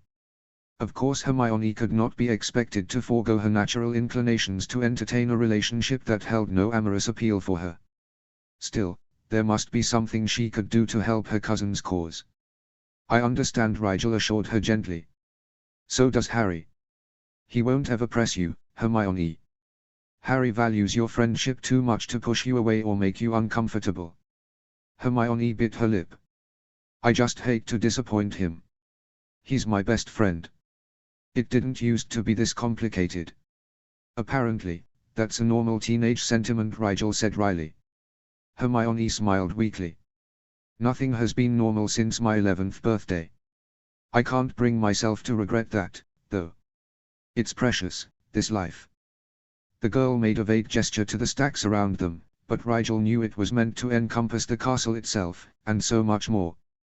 Hermione's voice caught as she added, we're so lucky to be a part of this. As the other girl took her leave, Rigel reflected that she hadn't felt particularly lucky in a long time. -0. HP. -0. Just days before the first task, Rigel was in the midst of healing a perforated pig's bladder when the head girl poked her head into the hospital wing and told Madame Pomfrey that Rigel was to be excused for the day. The nurse clucked in annoyance, but took over the operation seamlessly and said, read up on the rest of the urinary system and next week we'll take a closer look at ruptured kidneys. Rigel nodded and waved goodbye to Ju, who smiled briefly at her before returning her attention to the pig. Rigel slipped out of her healing smock, but was aware of the potent stench that followed her out of the wing. Pansy always refused her company on Fridays until after she showered, though Rigel didn't think it was that stomach-turning. Judging by the wrinkled nose on the head girl's face, she might have to reconsider that assumption. The older girl left Rigel at the doorway to a seldom-used classroom, where she found most of the other champions gathered within, along with the headmaster, Riddle, several reporters, and, in a twist of reality she'd never imagined, the Wandmaker Ollivander, of all people. Rigel stared at the white-haired old man with a detached sense of horror. It was like witnessing a broom collision, or being in one, rather. There he was right in front of her all of a sudden, and there was nothing she could do about it. Ollivander was the one person in all the world who held the unifying piece in the puzzle that had spiraled into her current situation. It was Ollivander who had, for reasons she had been too grateful to question at the time, not revealed to Snape in her first year that she was Harriet Potter, not Archirus Black. Now, after years of putting the knowledge to the side, she was caught in the realization that she had no idea what the man's motivations might be as far as she was concerned, and she had no guarantee that the Wandmaker wouldn't reveal her ruse once and for all that afternoon, in front of members of the international press, no less. She forced her feet forward and her chin up. If these were to be her last moments as Rigel Black, she would not spend them blubbering or begging. Nothing was certain, yet, and all she could do was carry on in the part she played with bare bravado. Besides, what proof did he have? Even if he kept a record of every wand sold, she could easily claim she and her cousin had switched wands before going off to school. It would even explain better why the original ash wand hadn't suited her. This and other arguments began to marshal themselves in her head as she stepped more fully into the room. "Ah, Mr. Black." Dumbledore smiled at her approach. Now we have only one left to await, I believe. Miss Granger has become adrift in our rather cavernous library, I suspect. She doesn't waste any time, Rigel said, smiling back politely. If I may ask, what is the nature of this meeting, Professor? I will let Tom explain, if he so desires, Dumbledore said genially. He raised white eyebrows expectantly at the politician, but Riddle demurred with a cold smile. Dumbledore hummed with amusement. Well then, Mr. Black, to answer your question, this is a wand weighing. She blinked in polite confusion. Is there a weight limit on the wands we may use? The headmaster laughed. Fortunately not. It is merely a formality that ensures no candidate in the competition is utilizing a damaged or otherwise compromised wand. So that no one can say their wand was the cause of their failure, Jacob Owens chimed in, smiling widely. For some reason the American always seemed to be on the edge of a joke only he fully understood. If I promise not to make any such claims, can I skip it? Rigel asked. Only I've got a pig back in the hospital wing that I'd like to see back to full health. A couple of the others laughed, but most only gave her odd looks. Is that what I smell? Delacour asked, raking her eyes over Rigel's robes as though she could spot the viscera on them if she looked hard enough. Rigel shrugged apologetically. The formality is mandatory for all champions, Riddle said firmly. The quelling look he sent her recalled the exact wording of the unbreakable vow she'd sworn. As if she needed reminding. It won't take long, Ollivander promised. When her eyes met his with wary reluctance, the old wizard winked at her. At least, she thought he did. It was the barest flutter of lash, there and gone before she could be sure. Hermione was ushered into the room shortly thereafter, and Riddle beckoned the reporters, 2 men in smart business robes and 1 neon-attired Rita Skeeter, forward. Welcome champions and guests, to the weighing of the wands. In addition to the formal registering of your wands today, you will also be giving an interview to one of our 3 esteemed reporters. He introduced each of them with a politician's smile. Rita Skeeter, special correspondent to the Daily Prophet, Mark Russell, author of the popular Continental column, and David Prescott from the Salem Star. Rigel could not help thinking that it was rather clear who Riddle's intended audience was for his little experiment. All the articles would be published in English, and all 3 of the chosen papers were geared toward middle-class readers with more thirst for entertainment than substance. He was not interested in making a scientific or academic point, but in sensationalizing the subject of blood politics in the popular imagination. Before that, I'll open the floor for any questions you have concerning the first task Riddle offered.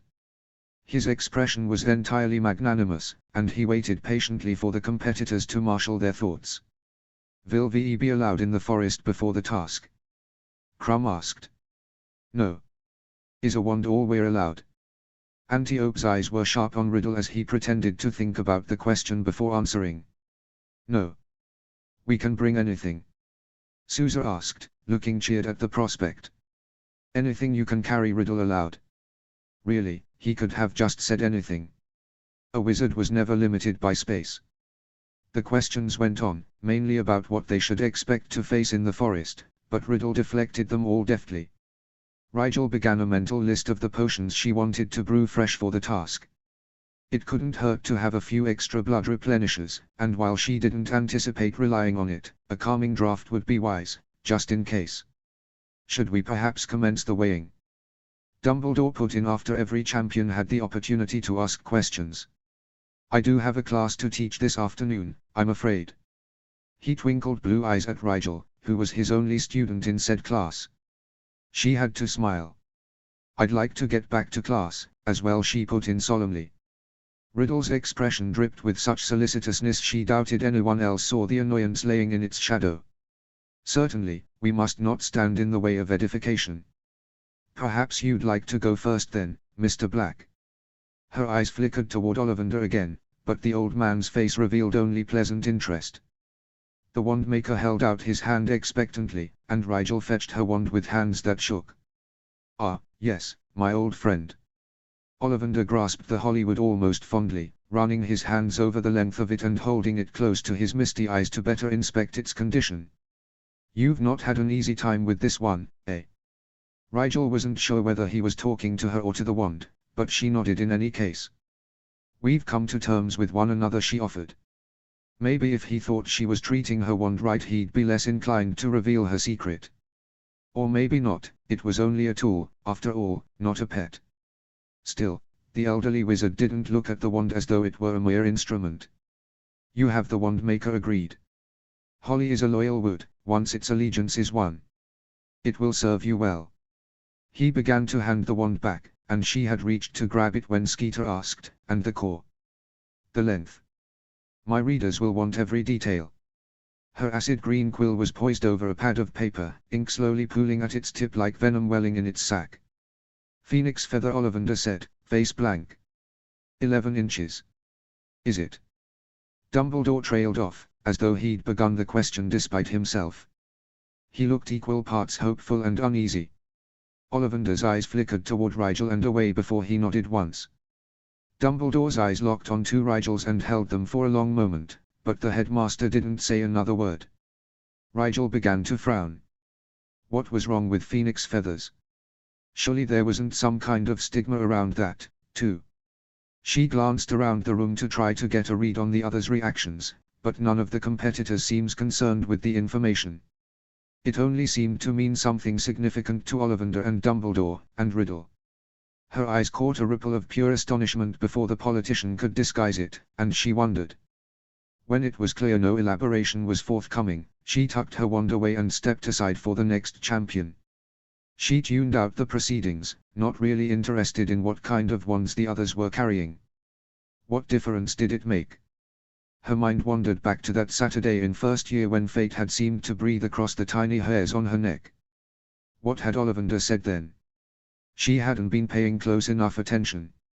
Something about loyalty, and something about another wand. He had mentioned the combination was rare, but also that he had sold another wand that was similar, or something.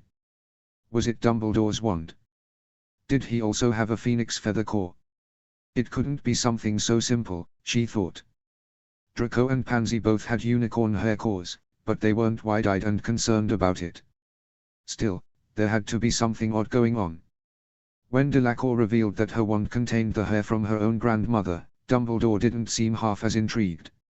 In addition, she felt the weight of Riddle's gaze fall heavy on her several times throughout the rest of the wand inspections, and while she didn't put it past the man to attempt to unnerve her for no reason, she was certain something else predicated his fixation this time. Tariel was the last to step forward, but he did so sheepishly. He held his empty palms out in open apology. I have no wand, I am afraid.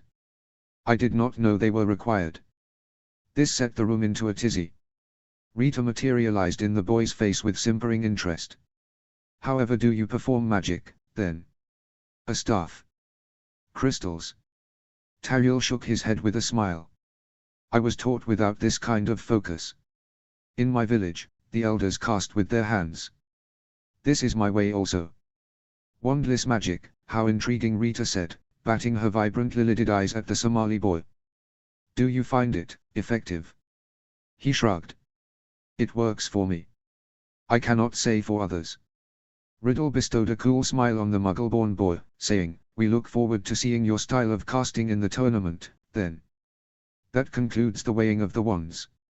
Each of our guest reporters will now take 3 champions aside for exclusive interviews. Miss Skeeter, if you would. Skeeter's smile could have burned through concrete with its intensity. I'll take the Britain-born, if you don't mind, Lord Riddle.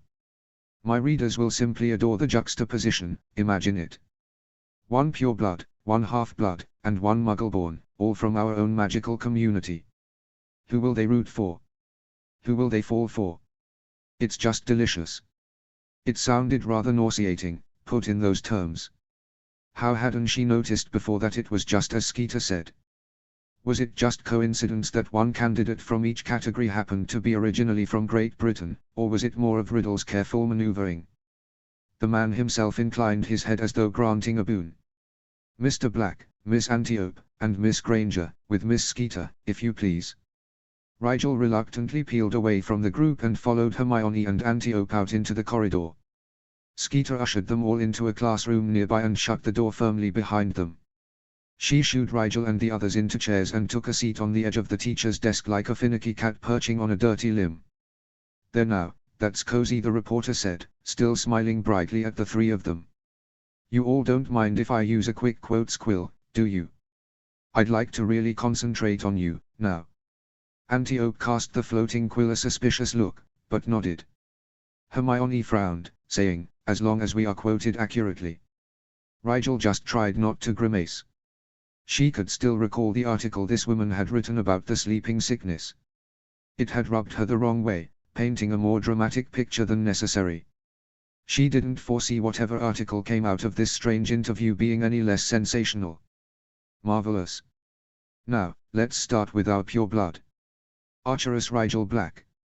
Scion to the noble and ancient House of Black. How does it feel, representing the oldest and most respected institution in this groundbreaking tournament? Skeeter leaned forward toward Rigel, who was greeted with a rather indelicate view of the reporter's open blouse. She fought against the urge to wrinkle her nose at the excess of cleavage on display before her and instead looked down at her hands. I hope to bring honor to my school and my family, she said evenly. I look forward to a challenging and interesting year. Skeeter tutted at her answer. Come now, Rigel, they do call you Rigel, don't they? You can be honest with me. It's a lot of pressure, isn't it? You must be dazzled, knowing most of the country is counting on you to uphold the grand tradition of pure blood ability. Will your family disown you if you disappoint them? The Blacks can be very unforgiving, if rumors are true. Rigel looked up with a frown. My father would never do that. He understands that ability, as you call it, is tied to the individual, not to any one group. How well I do in this tournament will be a reflection on me, and me alone. Well said, Rigel. Hermione was looking at her with something like pride in her eyes. That's exactly what ought to be articulated about this tournament. It's not really about blood. It's about individuals of different backgrounds coming together and challenging themselves. Skeeter favored Hermione with a skeptical expression. It's the backgrounds we're talking about, dearie. That's why the best of the best were chosen to compete. In the end, the one to win will be the one whose background has best prepared him or her for victory. You're all smart and ambitious, Miss Granger, no doubt about that. You wouldn't be here if you weren't. The difference between you and Mr. Black is just blood. No use disputing that. Hermione visibly bristled and Rigel had to bite her lip on a groan. Don't do it, she thought urgently toward the girl. It was no use, though. Hermione, eyes blazing, was about to walk into a political quagmire. The difference, as you put it, is opportunity. Blood has nothing to do with ability. If Mr. Black wins, it will indeed be a reflection on Hogwarts. It means he has access to quality education and has made good use of it. Then you believe the American Institute of Magic to be of inferior quality, education-wise? Skeeter asked, eyes wide with affected surprise. The implication that Hermione's failure in the tournament was a foregone conclusion rang clear. Hermione faltered. That's not necessarily the case. AIM is a wonderful school, with a rigorous curricula.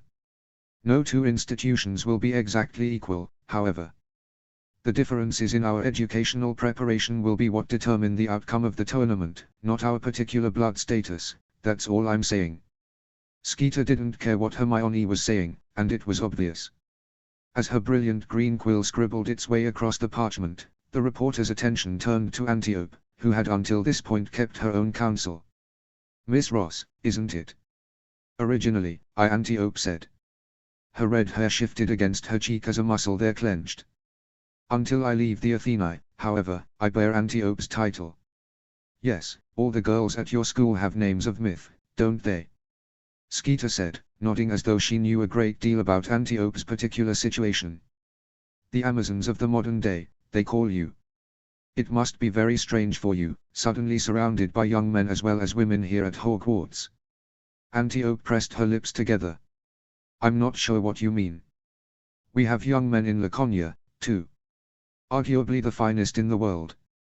Yes, but those Spartan wizards are so principled, aren't they? Skeeter tilted her head in a confiding manner. And of course the proximity is new for you. Do find yourself distracted here in Britain? Or are the women of the Chelsea OEQs immune to the more masculine charms? Rigel almost had to admire the woman's sheer nerve. It took a singular kind of gumption to be that unapologetically rude to someone's face. Antiope was ready to impale Skeeter's head on a pike, if the jumping tick in her cheek was any indication. Rigel cut in before the girl could answer. Any response would only be twisted beyond comprehension by the reporter's sharp tongue and even sharper quill. "I do find myself distracted," Rigel said smoothly, an expression of wistful admiration on her face. It drew Skeeter in like a pile of manure drew flies. "When I first entered this tournament, I never imagined so many lovely, intelligent, and talented young women would be participating. It's enough to make the heart faint, isn't it?" "Are you admitting to a growing interest in any competitor in particular, Rigel?" Skeeter asked, her voice a tad higher in unconscious excitement. "I really couldn't say," Rigel demurred. "It is a positively dazzling array. Then again, I am genetically more susceptible to the allure of beauty and talent than other young men, aren't I?" Skeeter laughed, a tittering sound that suggested she was exactly as deep as she appeared. "I know firsthand how susceptible the black men can be, believe it or not." Rigel sincerely did not. "But that's neither here nor there. Tell me, Rigel. Do you think your exploits over the past 3 years have fully prepared you for this tournament?" "I'm sure nothing could prepare one for whatever Mr. Riddle has in store," Rigel said, maintaining her polite expression. "Lord Riddle's plans will be ingenious, to be sure, but you're no stranger to danger, are you? Wasn't it you who cured an impenetrable disease at the age of 11? And didn't you slay a century-old basilisk the very next year? Then there's that mysterious business last spring, with a professor found dead and you, unaccountably abused and rescued the same day from being buried alive in the very forest in which you are to compete just days from now. Well, it's an incredible collection of adventures, isn't it?" Rigel honestly had no idea how to respond to that. It wasn't even really a question. Skeeter didn't want her to confirm or deny her suppositions. She only wanted Rigel to squirm. Well, she would not give the journalist the satisfaction. "I do seem to have had a string of bad luck, don't I? I hope my participation in the tournament will not be seen as a bad omen." Skeeter's mouth twisted in sardonic amusement. "If anything, it's ordained," she breathed. Rigel was surprised not to see foam in her teeth. "I'm certain my readers will be positively breathless to see how you perform, Rigel Black. Do us proud, won't you?" Her smile was more of a wince, but the reporter didn't seem to notice. The interview ended shortly thereafter, but it was a long time before Rigel was able to purge the crawling sensation from her skin. She shuddered to think what monstrosity of popular journalism Rita Skeeter would produce from the afternoon's interrogation. Merlin willing, it would fail to sway anyone with a modicum of good sense. -0. HP. -0. Her head was still chewing through the likely consequences of the impending article when she arrived at her weekly alchemy lesson. Dumbledore was waiting for her in his workroom, but a single glance at her expression prompted him to set aside the chalk and call for tea instead. A pair of comfy, oversized chairs replaced the array table with a gentle bell tone, and Rigel had to smile. She wondered if she'd ever be so good at magic that she added sound effects just for fun. "I find a small pot of good tea can reduce many troubling problems to a manageable size," the headmaster commented when a house elf had delivered the tea tray and poured them both cups. Rigel swirled the tea pensively, watching the little twister in the center of her cup with detached curiosity. "Would that tea could reduce an entire nation's pride and folly to a more manageable size," she said after a moment. Dumbledore hummed thoughtfully. "You'd have to poison a great deal of tea." Startled, she let a snort escape her. The older wizard twinkled at her when she met his gaze. "There's probably not enough belladonna in the world," she said with a small grin. "Ah, well. We'll have to try persuasion after all." "Using the tournament, you mean?" Dumbledore's smile faded and a serious note entered his voice. "I admit I was surprised you agreed to participate, Mr. Black." "You're not the only one," she allowed, her grin twisted into a grimace. "Your father wrote me to ask whether I could prevent it. Alas, it is not in my power to bar specific students from competing. I told Sirius it was your choice to make, and no one else's." Dumbledore held her gaze for a long moment, and Rigel felt inexorably guilty. How could she explain to the man who had dedicated his life to defending the rights of the disenfranchised that she had made a deal with his political rival in a clumsy attempt to prevent further pressure coming to her or her family? A flash of discomfort in her head snapped her eyes shut and away. Tom was warning her. She lost her relaxed posture and sat up straight in her chair. If you want to know why, you can just ask, sir. Dumbledore had the grace to look apologetic, at least. Are you free to tell me, if I ask? Rigel blinked. He thought Riddle might have silenced her. She supposed legilimency might be one way around an oath that prevented someone knowingly revealing information. It didn't make her feel better about his attempt to scan her surface thoughts, but she understood that if she had been under oath not to reveal anything about her participation in the tournament and he'd asked permission to read her thoughts, she'd have been obligated to refuse. She also would have had to immediately stop thinking those thoughts while around him. I can talk about it. I'm just not certain you'll approve. My father definitely wouldn't. He took a sip of tea with an air of innocence that must have been decades in the crafting. I will probably forget all about this conversation the next time I meet Lord Black. The mind is a sieve in old age, you know. Sure, she thought wryly. A sieve locked in an iron trunk. As she'd already told Pansy and Draco, not to mention Old and Rosier, she supposed it didn't really buy her anything to keep the situation from the headmaster. Maybe, a small voice whispered, he could even help her somehow. I made a deal with Riddle, she said at last. He wanted me in the tournament badly enough to trade for my cooperation. In exchange for my participating in every event to the best of my ability, he released a public statement decrying the actions of the radicals who've been terrorizing Muggleborns and their supporters. Dumbledore's eyebrows rose. I thought it was unusually far-sighted of Tom to distance his political party from those renegades. You show remarkable insight into the world around you for one so young. That announcement has done much to stymie public support for the radicals, though I fear public ennui will be harder to counteract. She nodded. That's good. I wanted to tie Riddle's hands, since he was so intent on tying mine. That's why I also stipulated that if I win the tournament, he must cease his legislative agenda against Muggleborns. Dumbledore's hands tightened briefly on his teacup. In its entirety. Tom would never agree to that in good faith, Mr. Black. Not the entirety, she admitted. I bargained for the specific areas of employment opportunity, healthcare, and the marriage law. I tried to include education, but he modified the vow to discount it. That was a long shot, but I had to at least try. The headmaster's eyes began to grow misty, and he set his teacup aside to clasp his hands together before her. Mr. Black, rare are those willing to put themselves in physical discomfort, much less mortal peril, for the benefit of strangers. You might have asked for anything else from Tom. His platform, while regrettable, nevertheless affords him a great deal of personal power. That you asked for this gives an old man hope for the future of our society. I must commend your selflessness and integrity. The guilty feeling was back in force. Rigel shook her head helplessly. Please, don't. It's not like I sought this out or have ever been a strong enough advocate for Muggleborn and half-blood rights, even among my own classmates. Riddle was going to make me participate one way or another. I just wanted it to mean something. But I'm not a hero, sir. Dumbledore's smile widened. And what do you think a hero is, Mr. Black? She cleared her throat.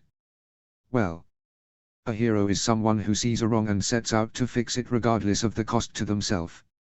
Someone like Hermione Granger, who didn't have to have anything to do with this tournament, but came knowingly to be judged and degraded before the world simply because she knows blood prejudice is wrong and she thinks someone should stand up against it. That is one definition, the headmaster agreed. In my years, I have seen many types of heroes, however. Sometimes heroism is as simple as ordinary principles that inspire one person to disagree out loud with another. Then there are the silent heroes. You may be forgiven for not recognizing them, for they often do not recognize themselves. The silent hero is one who corrects a wrong quietly, anonymously, and allows the world to turn on uninterrupted, never knowing how the problem came to be fixed. Like Professor Snape, she murmured, understanding his point. His eyebrows rose. Severus told you of that. I may have dragged it out of him, she admitted. You are very like Severus, Dumbledore told her, smiling once more. She flushed. It was too soon for anyone to compare her to Severus Snape. Maybe in another decade or two. If my life is half as impactful as Master Snape's, I'll consider it well lived. The headmaster inclined his head. Well then, Mr. Black, let us see about winning you a tournament. He beckoned to the air with an empty hand and a slim volume materialized in it. This will be of use to you. Think of it as supplemental reading. She took the proffered book and flipped the cover back to see the title on the first page. Arrays for the Harried. A quick perusal of the contents showed a series of extremely simplified arrays, no more than 2 or 3 runes needed in execution. Is this alchemy on the go? She asked, intrigued. Just so, Dumbledore said. A collection of quick arrays that rely more on magical input than complex definition through runes. They aren't sophisticated, but sometimes you need a fast solution, not an elegant one. It certainly played to her strength, she thought, looking at the magical coefficients described in the accompanied equations. They were higher than any other array he'd taught her, and the equations weren't very well balanced, either. A significant portion of the magic she put into the arrays would be lost just in igniting them. For someone with average levels of magic, she doubted the arrays would be useful at all. For her, though, and certainly for a wizard as powerful as Dumbledore, they would be invaluable in a pinch. Thank you, sir, she said, putting the book into her bag with a thrum of anticipation. I really appreciate the help. After a moment of thought, she added, do you think you could help with one other thing this year? I can certainly try, the wizened professor promised. You've probably already thought of this, but could you work on discrediting the tournament? The ideal outcome, I think, would be if I managed to win, so that Riddle has to uphold his agreement about the legislation, but the tournament itself becomes so controversial that a pureblood winning doesn't necessarily buy Riddle's party anything in terms of social or political justification for continuing intolerance of Muggleborns and half-bloods. At least, that was the best outcome she could currently see. Then again, she wouldn't feel too put out if Hermione managed to win, either. Having a Muggleborn declared blood champion might just be enough to make people see them as equal. Or, her heart sank at the thought, it might be enough to make purebloods hate them even more. Since the World Cup, I have dedicated the bulk of my resources to counteracting the radicals and their propaganda. Dumbledore confided. He appeared calm, which she supposed spoke to his volumes of experience in public affairs. Nothing about the radicals and their erratic string of attacks on Muggleborn-affiliated institutions was calming. It is time, perhaps, to turn some of my attention back to this tournament. Doubtless there will be numerous opportunities to inconvenience Tom in the coming months. He seemed almost cheered by the prospect. Are you in some way related to the Weasleys? She asked, smiling a little.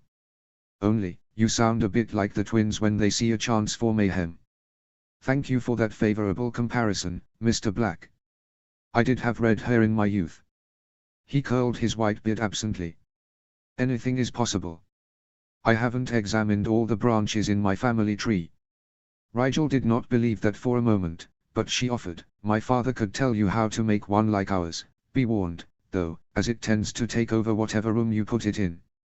Dumbledore hummed. I rather prefer the mystery. He flicked his fingers toward the now empty teapot and cups, sending them to whatever dimension Dumbledore's dirty dishes were banished. Now, then.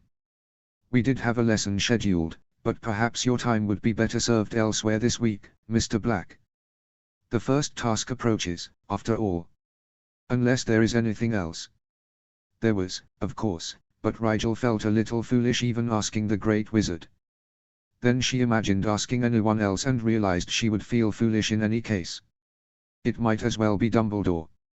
I was wondering, well, I wasn't until today, but after the wand ceremony today I wondered, is there something strange about my wand? Only you and Riddle and Ollivander were all acting a bit odd about it. Maybe I'm being paranoid. She let out a self-deprecating laugh. What did she expect him to say, really? Dumbledore did not laugh with her. What did Ollivander tell you about that wand? He asked. The neutrality in his voice immediately put her on edge. He said a phoenix's loyalty was hard to win, I think she said, frowning. There was something about another wand, too, but I don't remember it clearly. The headmaster inclined his head. You've met my phoenix, Fawkes, have you not? Rigel nodded, eyes widening. Is it one of his feathers? I didn't know Ollivander used materials from familiars. I assumed the feather had come from a wild phoenix. Most wand materials are collected from wild trees and creatures. At times, however, a creature or being is inspired to give freely of themselves to a wizard. In Fawkes' case, he has given 2 such feathers in his long life. Dumbledore fixed her with a level gaze. The second feather resides in your wand, Rigel. I will not lie to you, however, this fact alone is not so extraordinary as to cause alarm. If I may ask, what do you know about brother wands? I've never heard the term, she said, frowning. She was a little amazed to know the exact phoenix that had given a feather for her wand, but there was a fogginess in her mind that told her she didn't fully understand the implications yet. It refers to 2 wands whose core material was taken from the same creature. Not the same species, mind you. The same exact being. It is rare enough for a creature to give more than 1 hair or feather in a lifetime. Rarer still for 2 wands who share a core in that way to ever meet. Dumbledore's eyes clouded with thoughts Rigel couldn't hope to follow. Please, sir. Are you saying that you and I have brother wands? She understood that it was extraordinary, but the fact didn't seem to merit the level of gravity Dumbledore was exhibiting. The old wizard shook his head sharply. You misunderstand, Rigel. The first feather my phoenix gave does not reside in my wand, but in Tom Riddle's. The world seemed to go very still. There was a rushing in her ears and the world abruptly occupied an axis that didn't mesh. She gripped the arms of her chair reflexively, fighting the nauseated feeling in her stomach. That's mad, she whispered. What kind of sick joke is that? Riddle and I are nothing alike. At least, she fervently hoped they weren't. It is not a question of similarity, Dumbledore assured her. It is merely a stroke of fate. It means nothing in terms of your own character, Mr. Black. Its import lies in the implication for any interactions between them. It is said that brother wands must never cross one another. She grimaced. Are you saying I can't oppose him? Not at all. Your life is your own to lead. If, however, you should ever find yourself at the end of Tom's wand, or he at yours, even I would not hazard a guess as to the outcome. Dumbledore looked truly apologetic. I don't wish this to unduly influence your actions. I only mean to make you aware of this accident of chance, that you will not be taken by surprise at some future moment through ignorance. Rigel wasn't sure what she thought about the idea that she and Tom Riddle shared some sort of wand bond. It must be equally upsetting for Dumbledore to think that his political nemesis was carrying one of his familiar's feathers in his wand, though, so she strove to maintain politeness. She rose and collected her book bag from its place near her feet. Thank you, sir. I appreciate your telling me the truth. There are a number of potions I need to brew today, so I should go and prepare. I promise when the first task is over, I'll catch back up to our normal lesson pace. I never doubt your dedication, Mr. Black. Good luck in the forest. If you get into trouble, don't hesitate to send up sparks. His eyes were earnest, not a twinkle in sight. You've been very brave, but no legislative victory is truly worth your life. I'll be careful, sir, she promised. And she really would. Whatever the reward, there were too many people who would never forgive her if she went into the forest and didn't come out. -0. HP. -0. The day of the first task dawned grey and dreary. She knew she shouldn't be up at dawn, since there was a good chance she'd be up all night traipsing through the dark forest, but she couldn't sleep past first light. Draco and Pansy rose with her, and all 3 took it easy on their morning jog. Her friends tried to engage her in conversation a couple of times, but she wasn't in the mood to talk about the tournament, and talking about anything else felt forced. With no classes to distract her, she retired to her lab to do one last inventory of her potions kit. She had made all the preparations she could reasonably expect. She had a plethora of first aid potions, including blood replenishers, distilled dittany, and pain relief. There were also fresh doses of her own protection potion, with an imbued fortis that was as strong as she dared. Looking at her kit with critical eyes, there was one other thing she wanted to put into it. She felt stupid for even considering it, but the anxiety in her chest would not let up, so she made her way to the kitchens. There was to be a grand feast tonight to celebrate the commencement of the tournament tasks, so the expansive room was alive with activity, but Binny somehow took the time to come sit with her while the others made up the package of food and water she wanted to include in her kit. She knew she wouldn't be in the forest more than a few hours, but she couldn't help the impulse. Rigel thought just having the food and water in her pack would help her keep calm in the woods. "You is being very careful in the woods," Binny cautioned her. Binny is hearing all sorts of things about the new beings in there. Her voice dropped to a whisper. "Elves is being called to feed them. Otherwise they is eating one another." "I imagine the dragon eats a lot," she commented. "Is there only the one?" Binny's ears drooped a little. "You is not supposed to be knowing about her." Rigel smiled reassuringly. "I didn't hear it from an elf." She didn't push Binny further for details. She didn't have time to prepare for anything new in any case, so there was no sense risking the elf getting in trouble. "So they've kept you all pretty busy down here, huh?" "We is not minding," Binny said happily. Then her ears drooped again slightly. "But some of the contestants is being more trouble than others." She frowned. "Who's making trouble for you?" "I isn't complaining," Binny stressed, though she twisted her hands in her champagne cork necklace agitatedly. "Missy Granger isn't knowing any better. Hermione's been difficult." Rigel was honestly surprised.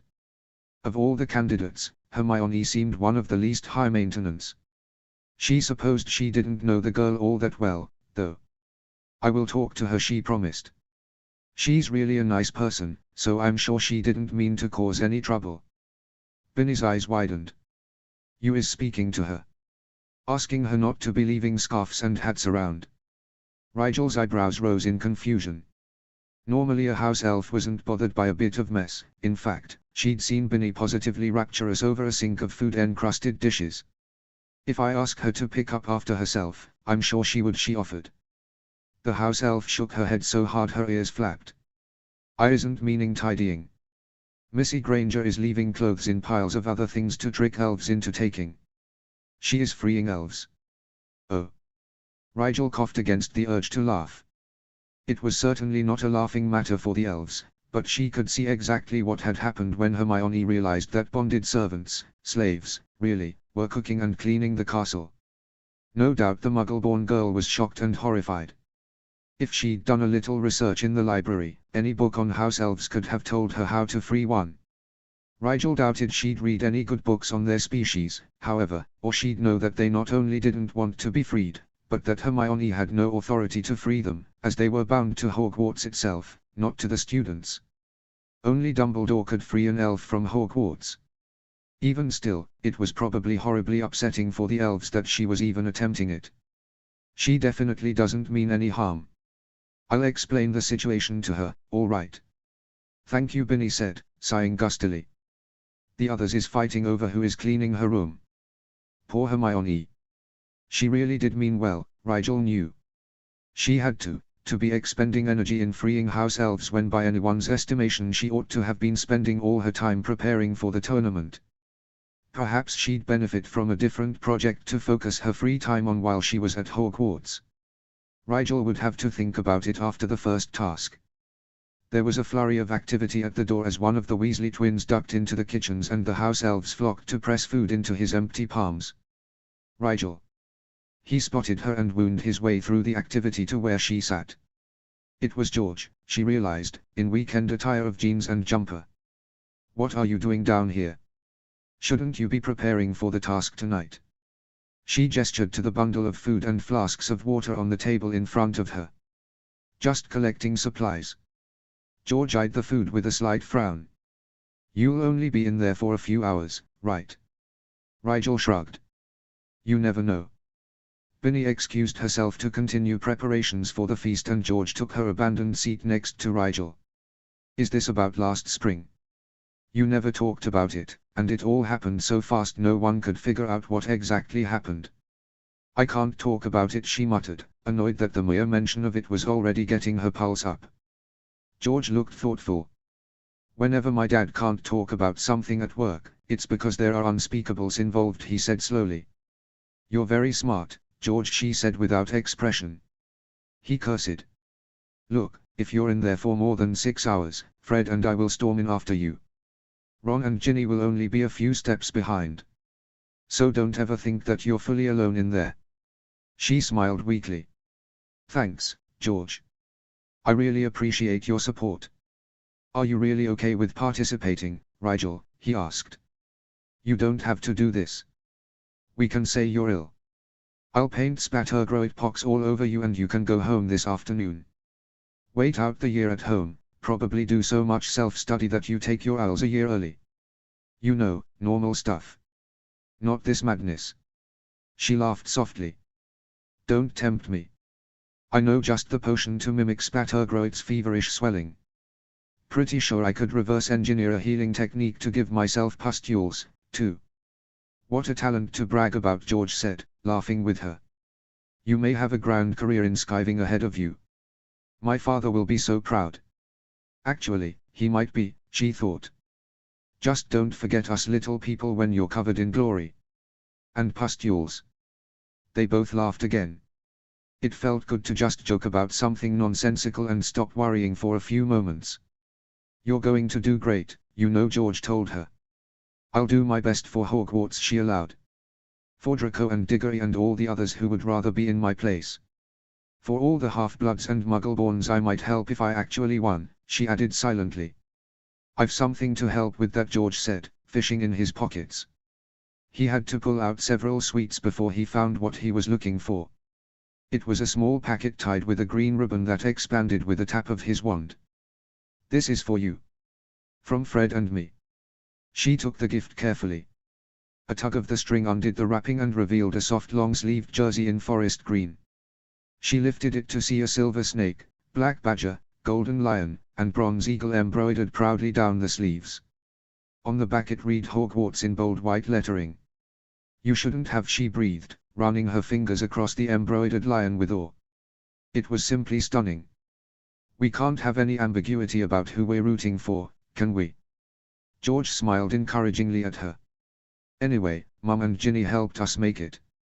Go on, try it on. She frowned. Here. He raised an eyebrow. I don't think the house elves will be too scandalized. She forced a laugh.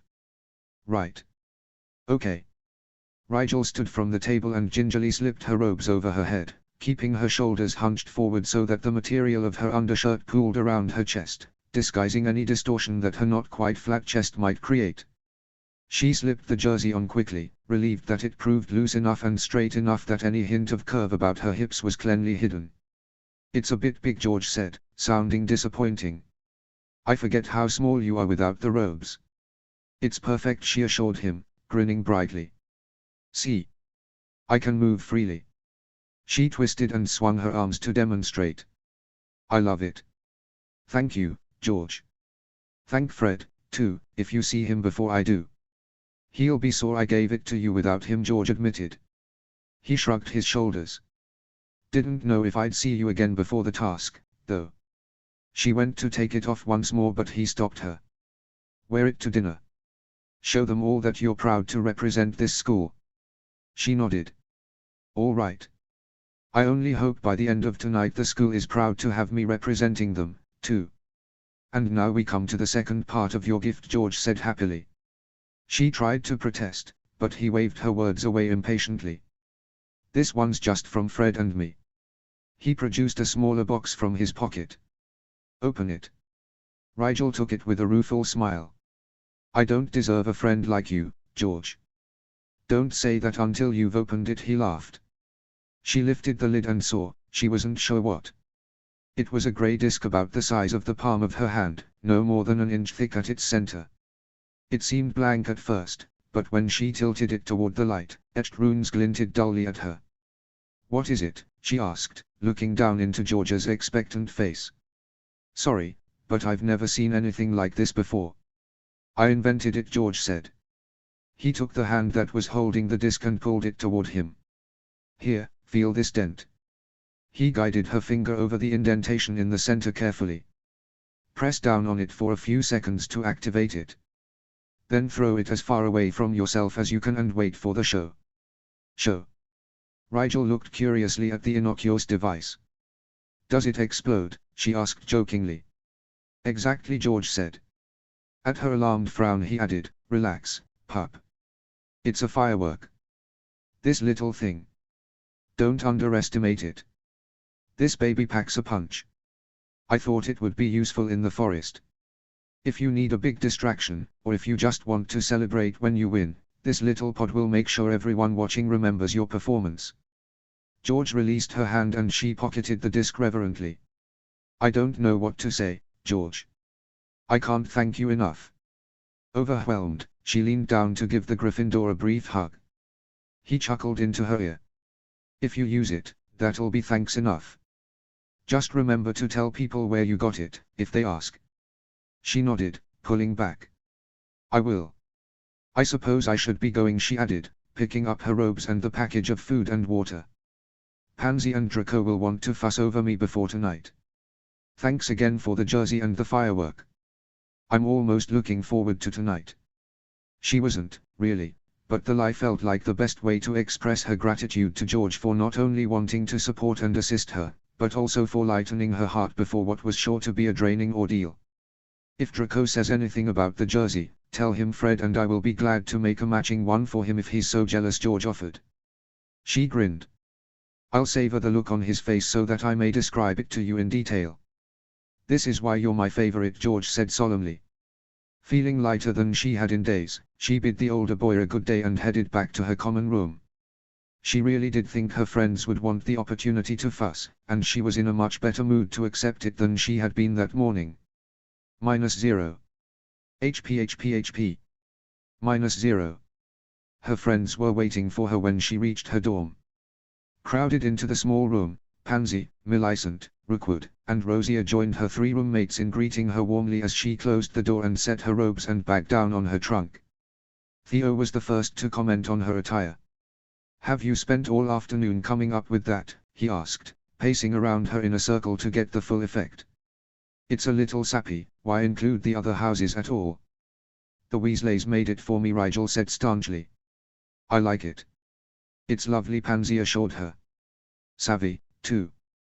You'll need the support of the whole school, not just Slytherin, to make it through this tournament with your dignity intact. Rigel grimaced. Thanks, Pan. All this time I've been worried about my life and limbs, I completely forgot to consider my dignity. She smiled to let the girl know she was joking, and Pansy swatted her gently on the arm. Really, Rigel? You should know that dignity is much more important than limbs. Pansy sniffed. You can regrow limbs, after all, provided they aren't cursed, Theo agreed. Dignity, once lost, is gone forever. Or at least until you kill all the witnesses, Rosia drawled. How many people will be watching the task tonight? Rigel asked, her lips twitching. More than even you could kill before the paper got wind of it, Blaze calculated. Rigel isn't going to kill anyone, Draco said firmly. He's going to crush the rest of those pretenders and rise victorious at the spearhead of a new age. There was a moment of silence as everyone processed this. Rigel broke into incredulous laughter, and the others followed. Really, she said, wiping at her eyes with her palm. No pressure then, eh? Draco cracked a grin at her. Don't act as though pressure even phases you, Ry. Sometimes I think you work better with it. Your faith in me is terrifying, she told him. The others laughed again. What are you all doing here, anyway? Come to take one last look at me before a dragon chomps me in half. Don't joke about that, Pansy said, at the same time that Rookwood blurted, how do you know about the dragon? Her friends turned incredulous eyes on Rookwood. Even Rosia looked visibly surprised. What dragon? The golden-eyed upperclassman demanded, his voice clipped. Rookwood's normally stoic face took on an apologetic cast. My uncle was responsible for procuring a lot of the creatures for the task. I wasn't allowed to say anything, Rigel. I wanted to tell you. I did include the breed in that stack of creature references I gave you. I know, and there's no need to tell me, she said, smiling. I've got my own sources of intelligence. Rookwood peered at her for a moment, then smiled in realization. You asked a snake, didn't you? A gentleman never speaks to snakes and tells, she assured him with an innocent blink. I see. Well, since you already know, do you need any advice about the creatures you're to face tonight? Rookwood asked, eyes intent on her face. She kept it relaxed and unconcerned. I'm as prepared as I can be, she said. Thank you, though. I appreciate your offer. Then you'll definitely appreciate what the rest of us got you, Theo said cheerfully. And you won't be churlish or refuse our help on principle at all, will you? Rigel sighed. There was no way to contradict him, seeing as she was already wearing the Weasley twins' jersey. Who, me, she joked weakly. Excellent. Millie and I thought what you needed more than anything was an alternative to your usual death-defying solo stunts. He gestured to Millicent, who presented her with a clear semicircle of soft, gel-like material. It was smaller than the nail on her finger. It goes on your ear, Millicent explained. You hook it on the outer edge and it's spelled to stay put. It's an emergency beacon. If you're ever put in a position where you've lost your wand, all you have to do is crush it and a signal that no magic can dampen will be sent up into the sky. Even if your limbs are secured, as long as your head can move, you can smash it against your own shoulder, Theo added. He looked a bit uncertain. It may seem like a coward's gift, but it never hurts to have a backup plan. I love it. She clipped it onto her right ear at once and felt the magic gently attach itself to her cartilage. Rigel's throat was a bit tight, so she merely smiled with bright eyes at her friends. Thank you very much. It was hard not to imagine how differently her ordeal last spring might have gone if she'd had something like this on her person. My turn. Blaze drew her attention to a pair of black gloves in his hands. He held them toward her and let her take the thin material. Runes glinted at her as her fingers explored the gloves. I've been working on these for a few weeks. As long as the runic sequences remain intact, your grip will never slip. They'll also resist summoning, to a certain degree. Her eyebrows rose. That was not an easy feat to accomplish. You're remarkable, Blaze. Thank you. I'm sure these will come in handy. She drew the gloves on over her hands and watched the dark-skinned boy smile in subtle pleasure.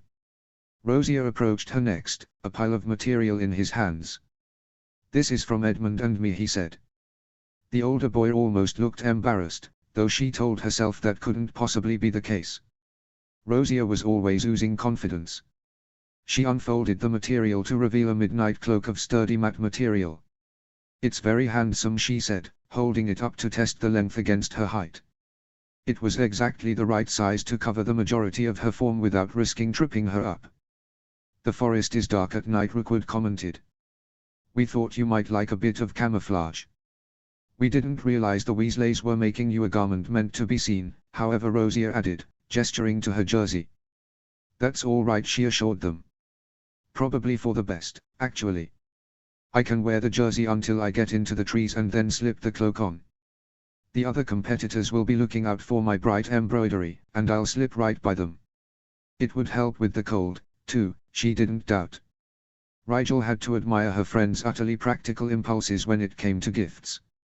She hadn't expected anything so material in terms of their support, but she couldn't deny every item the Slytherins had decided on would be of great use that year. The two upperclassmen looked gratified, and stepped back to let Draco move toward her next. Her blonde friend had a smug look on his face that said he knew she was going to like whatever he was about to present her. Draco held out a box about 1 foot across with green and silver striping. With curling lips, she accepted the gift and pried back the lid. You weren't kidding, she laughed, reaching inside to extract a beautiful black gauntlet that seemed to suck the light into it rather than reflect it. Will they really reflect magic? They ought to, as they are goblin forged, Draco said proudly. Flip them over. She turned the gauntlet she held to its underside, where the Malfoy family crest was etched in dull silver near the wrist. Rigel snorted. Wonderful, Dre. My father will have kittens if he sees this. Draco smirked. It was father's idea. We did put the black crest on the other one. Sure enough, when she shifted the box so that she could withdraw the other gauntlet, she saw the black family emblem carefully pressed into its underside as well. Thank you, Draco. And thank your father, too, please. You can thank him yourself, Draco said. He'll be at the task tonight. Mother, too. Try them on, then. The right one is supposed to fit over the holster pansy and I got you for your birthday. She rolled up the jersey's sleeves to reveal the soft leather holster on her right forearm. Once she loosened the straps, the gauntlet slid easily over the skin-tight holster and left room at the wrist for her wand to pass through to her hand unimpeded. They're perfect. Help me tighten them. Draco and Pansy each set to one forearm, adjusting and tightening the gauntlets with care. They should be strong enough to absorb all but the most powerful spells, Draco said when he'd finished her right arm to his satisfaction. He rolled the sleeve of her jersey halfway down the gauntlet gently. Physical objects, too, of course. She rotated her forearms and clenched her fists. These are amazing, Dre. I can't wait to try them out. She looked at each of her incredible friends and smiled softly. Thank you all so much. I don't know what I'd do without you. Walk into the forest naked, no doubt, Theo suggested. Would that be considered brave or idiotic, she wondered. Both, of course, Millicent said with a scoff. Thanks Orlaser, you aren't a Gryffindor, Rigel. You'd be maimed within minutes. No talk of maiming before the task, Pansy said sternly. Besides, I haven't given my present to Rigel yet. No one could ever forget you, Pansy, Rigel said fondly. Still, you didn't have to get me anything. My gift is immaterial, Pansy declared haughtily. At Rigel's curious look, she settled into a grin. I'm going to braid your hair. Rigel blinked. And that's not a punishment. Her friends chortled. Glancing between Rigel's fearful smile and Pansy's unyielding expression, Theo said, That's our cue, mates. I'll see you at dinner, Rigel. He left, followed shortly by Blaze and Millicent. Rosier cast a single, unreadable glance at Pansy before following suit, Rookwood on his heels. They each bid her good luck even as they abandoned her to Pansy's tender mercy. When it was only Rigel, Pansy, and Draco left in the room, Pansy let out a chuckle. Honestly, I don't have to braid it if you don't want. I just thought you'd like some time to yourself before dinner. Rigel sank onto her bed with a sigh of relief. I would, actually. Some peace right now would be priceless, Pan, but only if you and Draco stay, of course. She didn't want to be left entirely alone with her thoughts, after all. Nothing good would come of that. Draco sat on his own bed, Pansy primly perching on the edge beside him. His eyes took on an intent focus as they roamed over Rigel's relaxed form. Have you packed everything you need? He asked. She nodded. It's all in my book bag. Potions kit, first aid supplies, food and water, emergency portkey, and a few other odds and ends. I'll add the cloak and be all set. What about your starlight? Draco pressed. That'll come in handy in the forest. Rigel lied. It's in there, too. It wasn't, of course. Archie's starlight would never shine for her, so he'd taken it to aim with him. She did have the invisibility cloak, though. Merlin willing, she wouldn't need it. Draco's intent expression didn't let up. As the phantom pain came from her subconscious, warning her, Draco sighed. You're worried, he said flatly. It's upsetting you. She shrugged her shoulders. Hard not to be. Anything could happen tonight. Let me help, Draco said. He leaned forward and reached across the gap between their beds toward her. Take my hand. Frowning, she examined his outstretched palm. I'm okay, Dre. He leant forward all the way and plucked her hand from her lap. Relax, Rigel. You've helped me plenty of time. I've finally learned how to turn it around, I think. She felt it the moment Draco's magic reached out and attempted to wrap itself around hers. At first, she balked at the invasive feeling. Her head grew tight with pain as Dom made his complaints known simultaneously. Draco grunted. Don't fight it. Trust me, Rigel. She tried. She consciously clamped down on the urge to throw up her occlumency walls and instead attempted to allow Draco the control he needed to connect to her emotions with his gift. Almost at once, a flood of calm washed over her senses, momentarily blurring her perception completely. Can you dial it back? She gasped, shaking her head against the heady sensation. The feeling of floating receded, and in its place was a peaceful numbness that left her oddly still, as though a wind that she hadn't noticed buffeting her had suddenly blown out. Through the almost eerie stillness, she managed to ask, when did you learn this? Draco sounded pleased with himself as he admitted, I've been practicing on fish in the Black Lake for a while. It works through the glass in our common room, you know. That's great, she said with numb lips. It was impressive that he'd learned to project emotions onto others after only a couple of years with his gift. Impressive, and also a bit terrifying. She couldn't deny that she was a lot less stressed than she had been before, though. It didn't feel entirely natural, but she supposed it wouldn't hurt to let Draco project serenity on her for a few minutes. Feels good. Is this how normal people feel all the time? Draco laughed. I doubt it. Pretty sure I don't have the ratio of pleasure to numbness down yet. I'll try to lighten it up again. Rigel nodded as the strangely airy feeling slowly dissipated, leaving only staid acceptance in its place. She took a deep breath and let it out slowly. Better. I only feel a little bit drunk, now. Draco released her hand as Pansy wrinkled her nose. You don't drink, Rigel.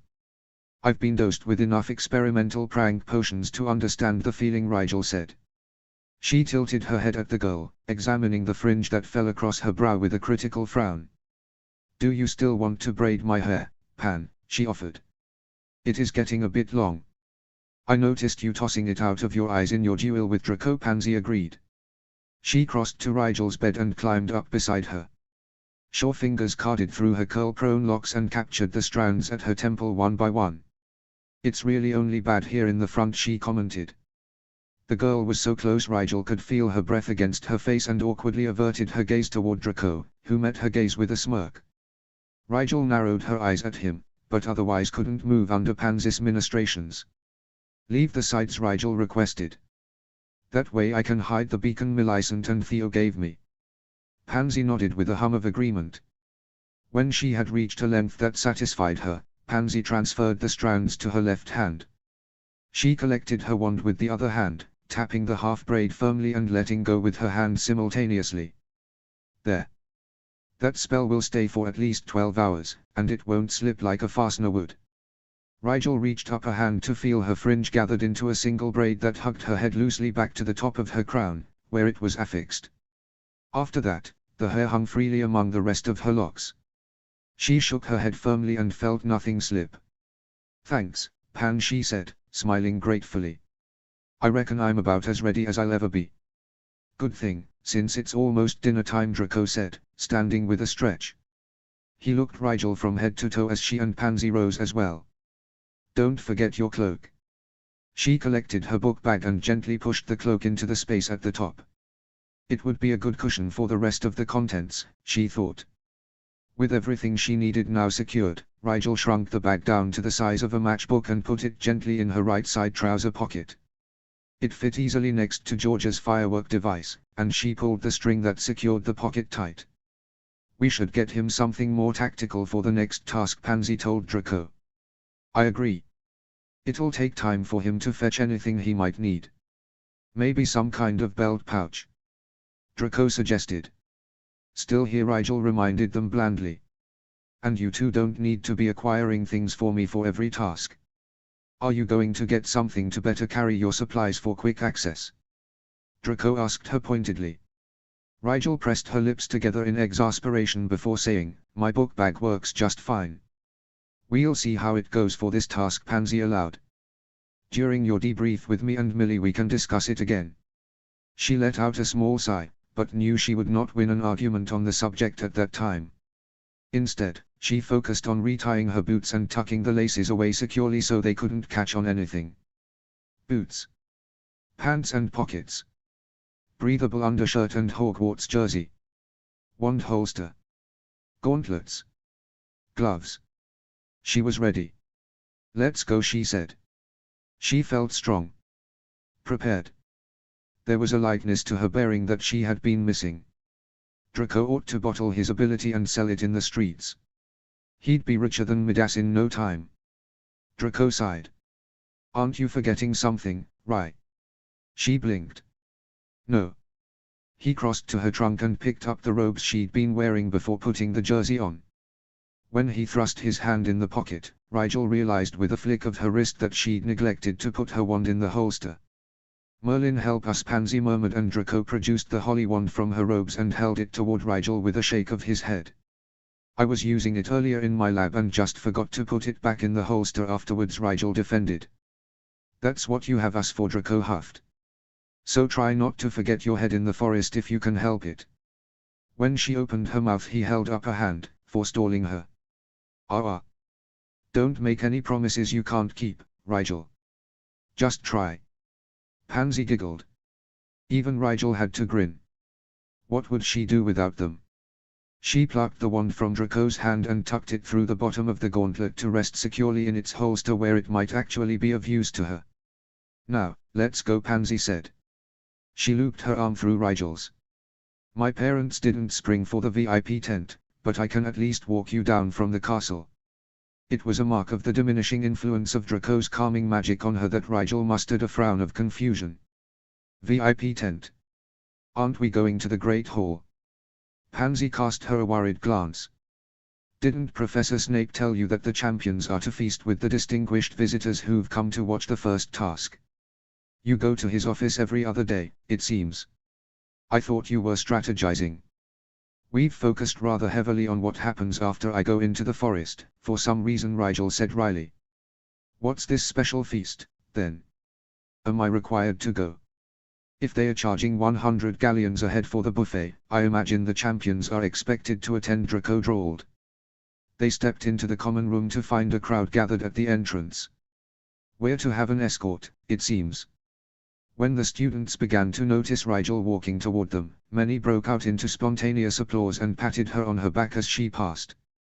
Good luck, Black. Show 'em what for. I've got good money on you. This was from Adrian Pusey, who winked at her as she shot him a disapproving look. Rigel thanked her housemates over and over, nodding her head here and smiling in gratitude there until she, Pansy, and Draco had cut a path to the door.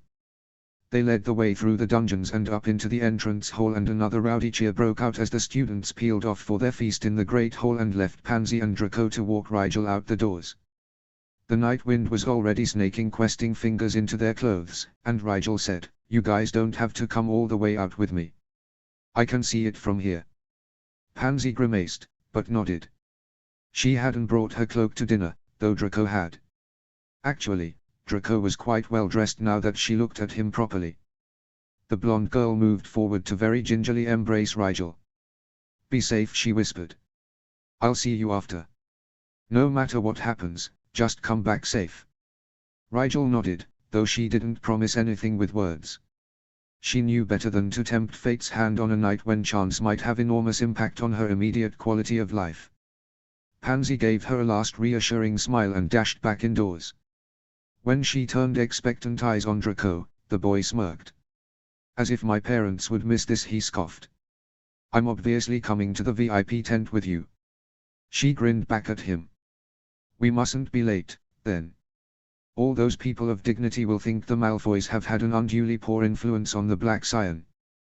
Draco tutted at her as they strode toward a large, white pavilion that glittered in the setting sun. If anything, everyone will be grateful I managed to wrangle a Black into even a semblance of punctuality. Wasn't your family one of the last to arrive to the New Year's Gala last year? Year before that, I think, she said thoughtfully. And we were also late to your birthday party last summer, weren't we? It's almost as though my father was an antisocial hermit for a decade. They reached the fabric-covered entrance and peeled back the flap. However big the tent had seemed on the outside, it was nothing to the space that existed within its magical dimensions. Her eyes followed the milling of 100 glittering attendees, and Rigel looked down at her forest-ready outfit with a grimace. Do you think I'm underdressed? Unavoidably, Draco confirmed. He removed his cloak with a flourish, revealing the full immaculate splendor of his outfit. She shot his polished shoes a dirty look. Really, he might have warned her. Look, there's Mother. Your father, too. I guess you are the least punctual of the Blacks. I'll never live down the shame, she intoned. After handing his cloak off to a house elf standing by, Draco steered her briskly through the throng of people, many of whom did a double take at Rigel's face and attire. Upon closer inspection, they found that Mrs. Malfoy and Sirius also stood near the Minister of Magic and his entourage. James was there, in smart robes that were nevertheless still clearly marked with the DMLE's crest. His watchful eyes caught hers briefly and he nodded. Archie, there you are. Sirius bounded forward and embraced Rigel fiercely. I wondered if we'd have to send someone to find you. How are you, pup?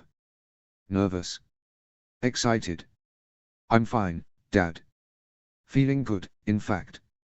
Sorry I'm late, I didn't find out about the VIP thing until just now, she said, affecting Archie's sheepish grin. Guess I should pay a little more attention to things going on around me, huh? Only if you want to survive the night, Draco muttered. Young Mr. Malfoy, it's been too long. Sirius stepped back from Rigel and extended his hand to grip Draco's firmly in a gesture of respect.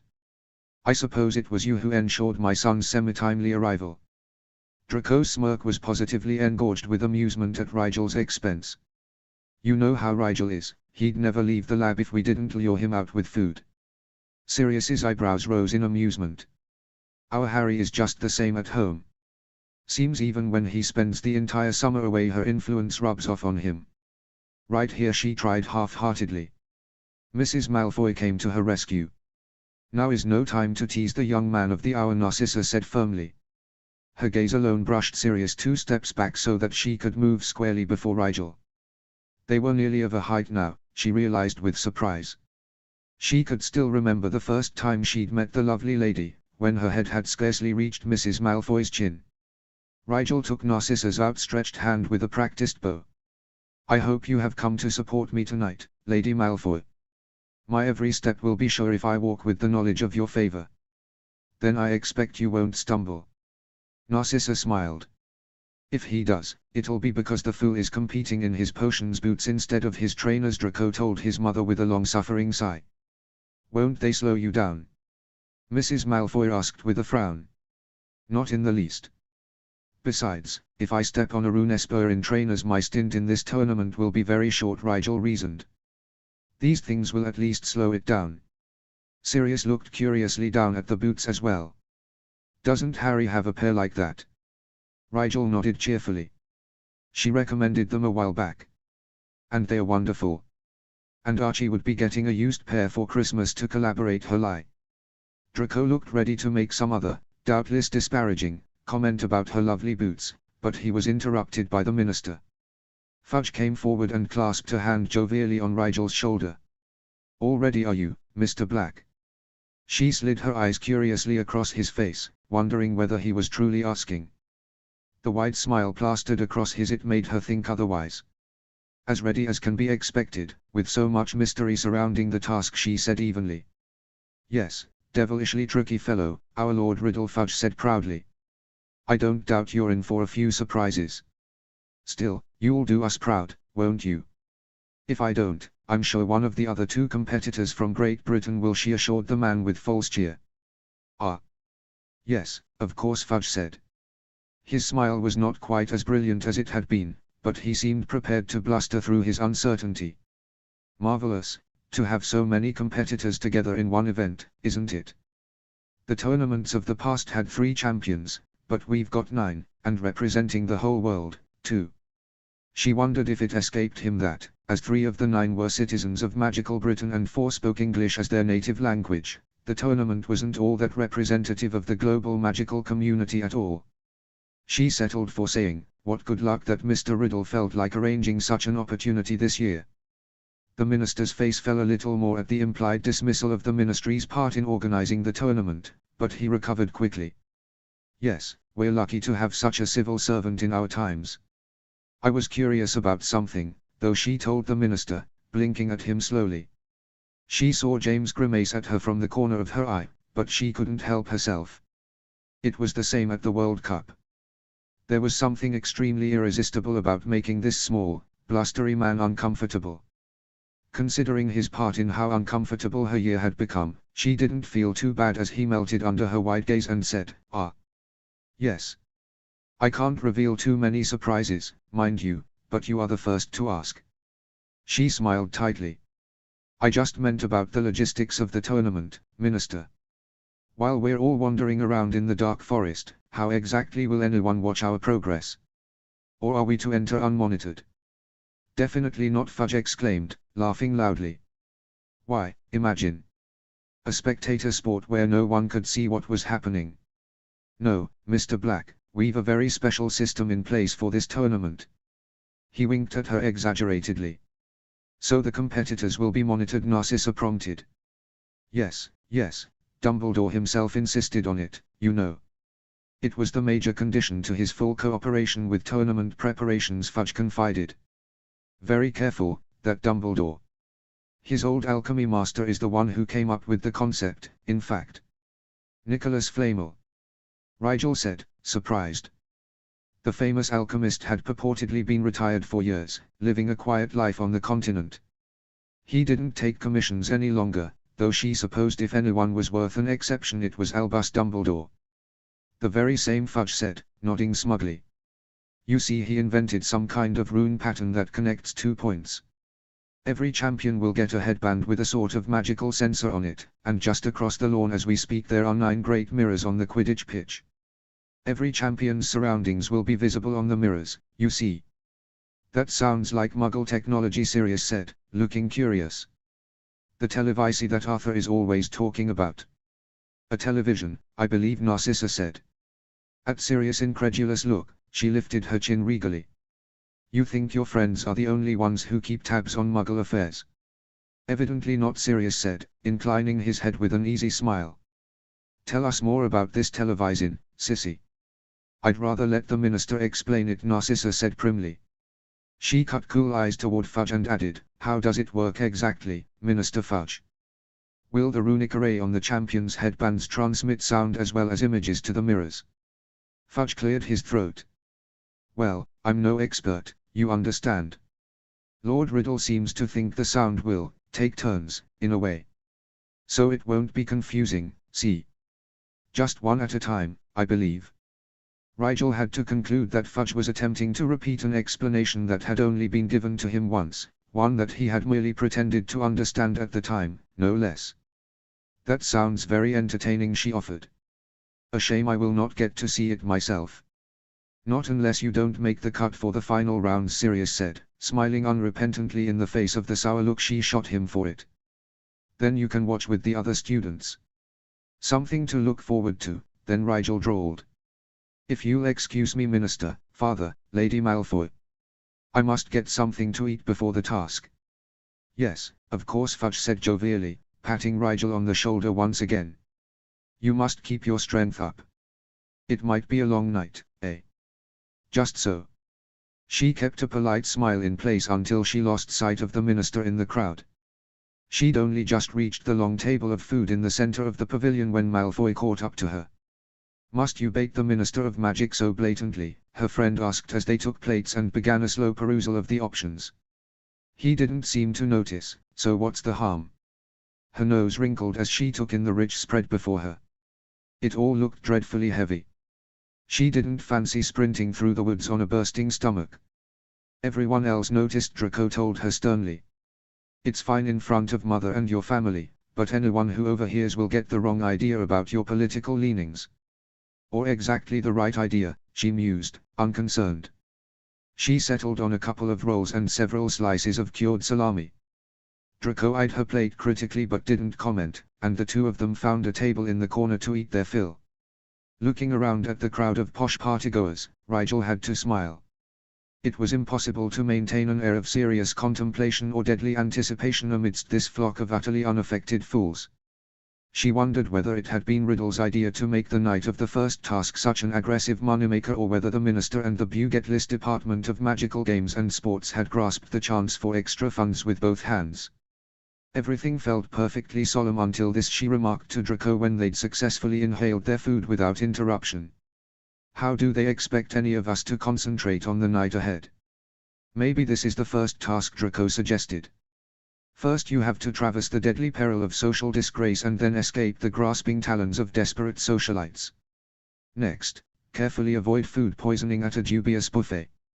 Then, and only then, do you earn the privilege of actually fighting for your life in a forest infested with some of the most dangerous magical creatures on Earth.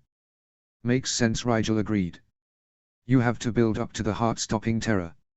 If we confront it all at once it won't be appropriately didactic. And what moral are we meant to take away from these festivities? Her friend wondered aloud. Rigel was stumped for a moment. Finally, she offered, Never worry about dismemberment now when it might not happen for another hour. Draco frowned. I don't know, Rigel. It doesn't even rhyme. She tried again. A feast of poisoned slime saves a whole lot of time. He choked on his glass of punch. That's criminal. Don't ever become a poet, Rai. Only for your delicate sensibilities, she promised. Draco's eyes caught something over her shoulder and he smiled. Father is here. Let's go say hi. Rigel rose and piled her plate on top of his. You go ahead. I'll find the litter bin and meet you in a moment. Her friend eyed her somewhat suspiciously, but she gave him her most reassuring smile. It only made him more suspicious, she noticed, but he did go on without her. Rigel took her time scanning the room for a receptacle of some kind, and instead spotted the person she most needed to speak with before the first task. Hermione stood alone at the edge of the pavilion, picking nervously at a plate of hors d'oeuvres. Rigel abandoned her plates shamelessly on an empty table and pressed her way hurriedly toward the girl. Draco would forgive her absence for a little while. Hermione, she said, catching the Muggle-born girl's eyes as she approached. Rigel. Hermione smiled in a relieved fashion. I thought I was the only one in practical clothing for this event. Have you seen Delacour? She's in an ankle-length gown. She'll probably change after the feast, Rigel said, chuckling. She eyed Hermione's sensible jeans and sweater. Will you be warm enough in that? Hermione raised her eyebrows. Did Harry ask you to mother me? No, actually. Rigel took a breath and just went for it. I think we should team up. Tonight. Little late notice, isn't it? Hermione's eyebrows drew together in a frown. Aren't there rules against collusion? Nothing explicate, which basically means it's encouraged, Rigel told her. A Slytherin had written the rules, after all. Is it really smart to pretend to work together, though? I know you feel like you need to look out for me, but we are competitors, remember, Hermione said sternly. Technically we aren't competitors until the final round. Until then, our only competition are the others in our respective groups. This is a good move for the both of us. I'm an athlete. My reactions are quick and I have the raw power to keep up a strong shield around us for some time. You're a veritable genius according to my cousin. You'll be an advantage if there are puzzles we have to solve in there. You be my smarts and I'll be your reflexes. Why do I feel like you have plenty of smarts? Hermione asked wryly. 2 heads are better than 1, Rigel insisted. 2 wands, 2. Hermione looked tempted, but wary. How would it work, then? We don't know where we'll be entering the forest, or even if it's in the same place. I'll find you, Rigel promised. Hermione narrowed her eyes. And I'm to just wait for your arrival. She obviously suspected it might be a ploy to get her to waste time at the beginning of the task. No, you should head inward. I'll jog a diagonal path and catch up to you. How will you find me? The brunette wanted to know. I can sense magic that's around me. I think I can recognize you from a fair distance, she revealed. What if you're wrong? Then you're no worse off, Rigel said. I really think we could help one another out, though. This task is going to be tough. The creatures in that forest are not ones anyone should have to face alone. Hermione looked sharply at her. You know what sorts of things to expect. I found a copy of Hogwarts, a history in the library that mentioned acromantula and centaurs. It was a little dated, though. Do those sort of creatures really still reside in the forest? Those are the locals, Rigel confirmed. There's a bunch of new creatures too, though. I'll tell you all about them if you team up with me. Hermione made a face. Tempting me with knowledge, you are a snake. Rigel laughed. She didn't know if Hermione expected her to understand the biblical reference or not. I wouldn't tempt just anyone, though. I'm sure you have your pick of alliances, Hermione said shrewdly. You're the one with the home pitch advantage, after all. I'd be a fool to refuse. We both know you're no fool. Hermione huffed a laugh. Consider me teamed, then. Do I get a jersey, too? Rigel shook her head with a triumphant grin.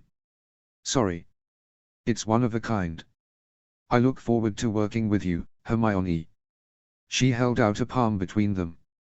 And I look forward to hearing just what else we're expected to go up against tonight, Hermione returned, shaking her hand firmly. Let's talk after the feast, Rigel agreed. Since we're already so well dressed, I'll meet you by the forest when this lot heads down to the pitch. What's on the pitch? The television screens everyone will be watching us on, she said, smiling innocently at Hermione's scowl of disbelief. You can't use electricity near so much latent magical energy, Hermione said briskly. What's really down there? If we do well enough in the tasks, you may never find out, Rigel mused. I want to know now, Hermione protested, an incredulous laugh escaping her lips. You're just as bad as Harry, teasing me. If you see the minister, you should ask him to explain it, Rigel suggested, eyes lit with amusement. He's really much better at articulating the complexities than I am. Maybe I will, Hermione said, jutting her chin up in response to her challenge. He's just over there. Rigel indicated the direction of her father's mop of black hair. While you do that, I must find Draco again. He gets a little high-strung if I ignore him too long. Hermione let her go, but Rigel felt the girl's intelligent brown eyes trailing after her. An alliance had been an inspired idea. Archie's friend was more than just book-smart, she was quick-witted. In a crisis, the latter was where talent turned to ability. Rigel sank into the crowd, weaving along with its flow until she spotted trademark platinum blonde. It wasn't Draco, but his father, crossing the pavilion to greet Lord Riddle as he stepped through the entrance. She had been wondering when Riddle was going to turn up.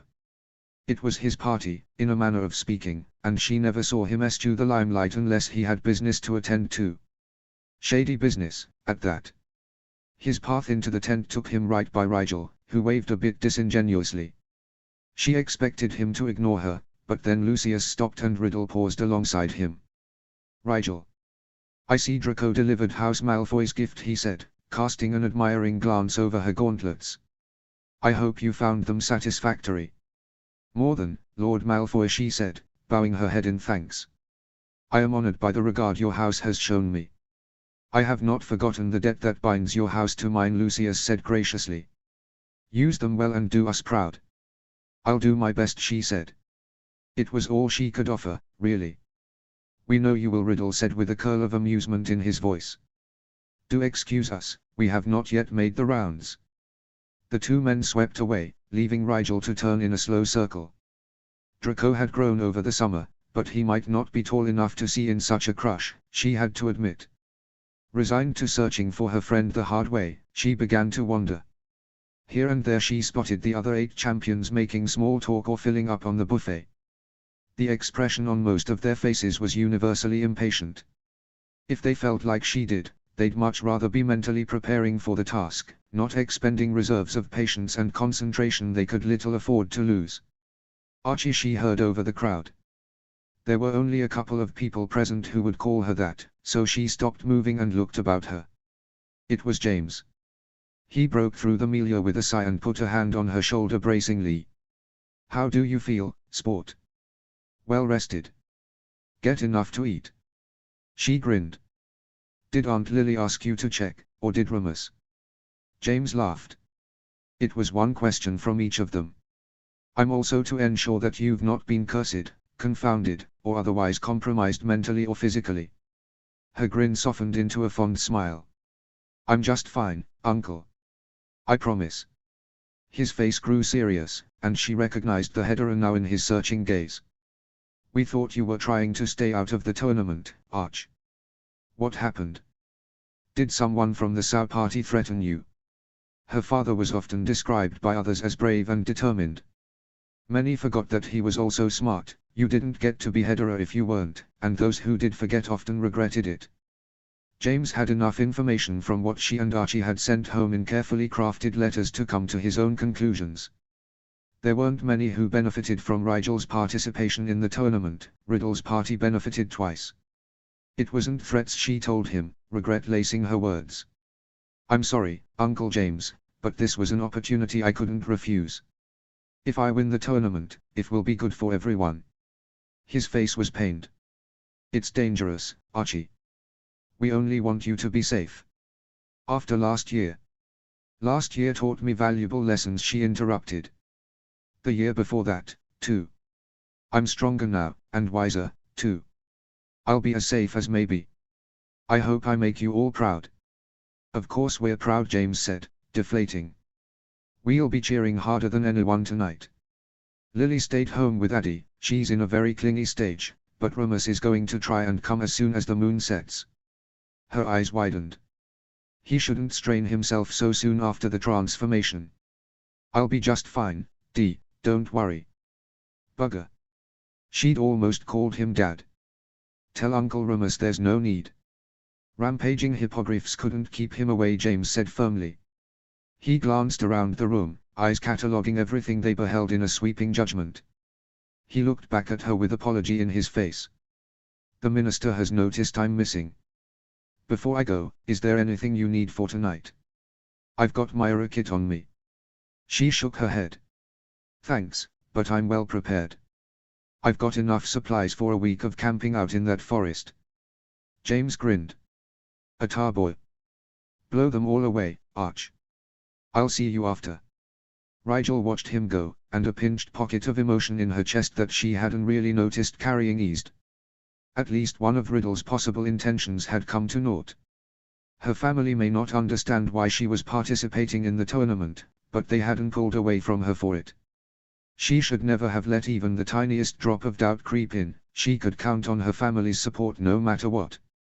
When she found Draco, he was with Regulus Black, chatting animatedly about something that required hand motions. And it bounced into me and knocked me right off my feet. I had no idea a Fortis shield could be used that way. Alarmed, Rigel cut into their conversation with an uneasy lurch in her throat. Draco, there you are. I saw your father, but you'd wandered off.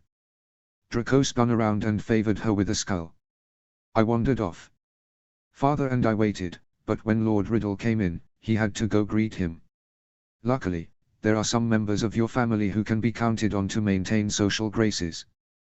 Just the one, she corrected him. Hello, Uncle Regulus. I hope you're enjoying the evening. Nephew Regulus acknowledged. Malfoy was just recounting a duel he had with you recently. I understand you have been practicing in your free time. That is wise of you. I don't doubt those skills will be called upon before the year is over. Draco is a gifted teacher, Rigel said, smiling. It would be foolish not to take advantage of his talents in preparing myself for the tournament. The way he tells it, you could teach in your own right, Regulus said, eyes bright with undisguised interest. Your use of the Fortis shield sounds perfectly inspired. Where did you learn such a technique? The red flag that had risen slowly when she overheard Draco's conversation was now blowing full tilt in the breeze. Regulus had overseen construction of the arena for the free dueling tournament that summer. If he had stayed to watch the matches, he would have seen the Fortis shield used in the way Draco described. Rigel tilted her head to the side innocently. Oh, that. My cousin taught me. She said she saw someone down Diagon Alley practicing the move this summer. It seemed like a fun trick, so we figured out how to recreate it. Where in Diagon Alley? Regulus asked. His voice was inflectionless, as though the answer didn't mean a thing to him.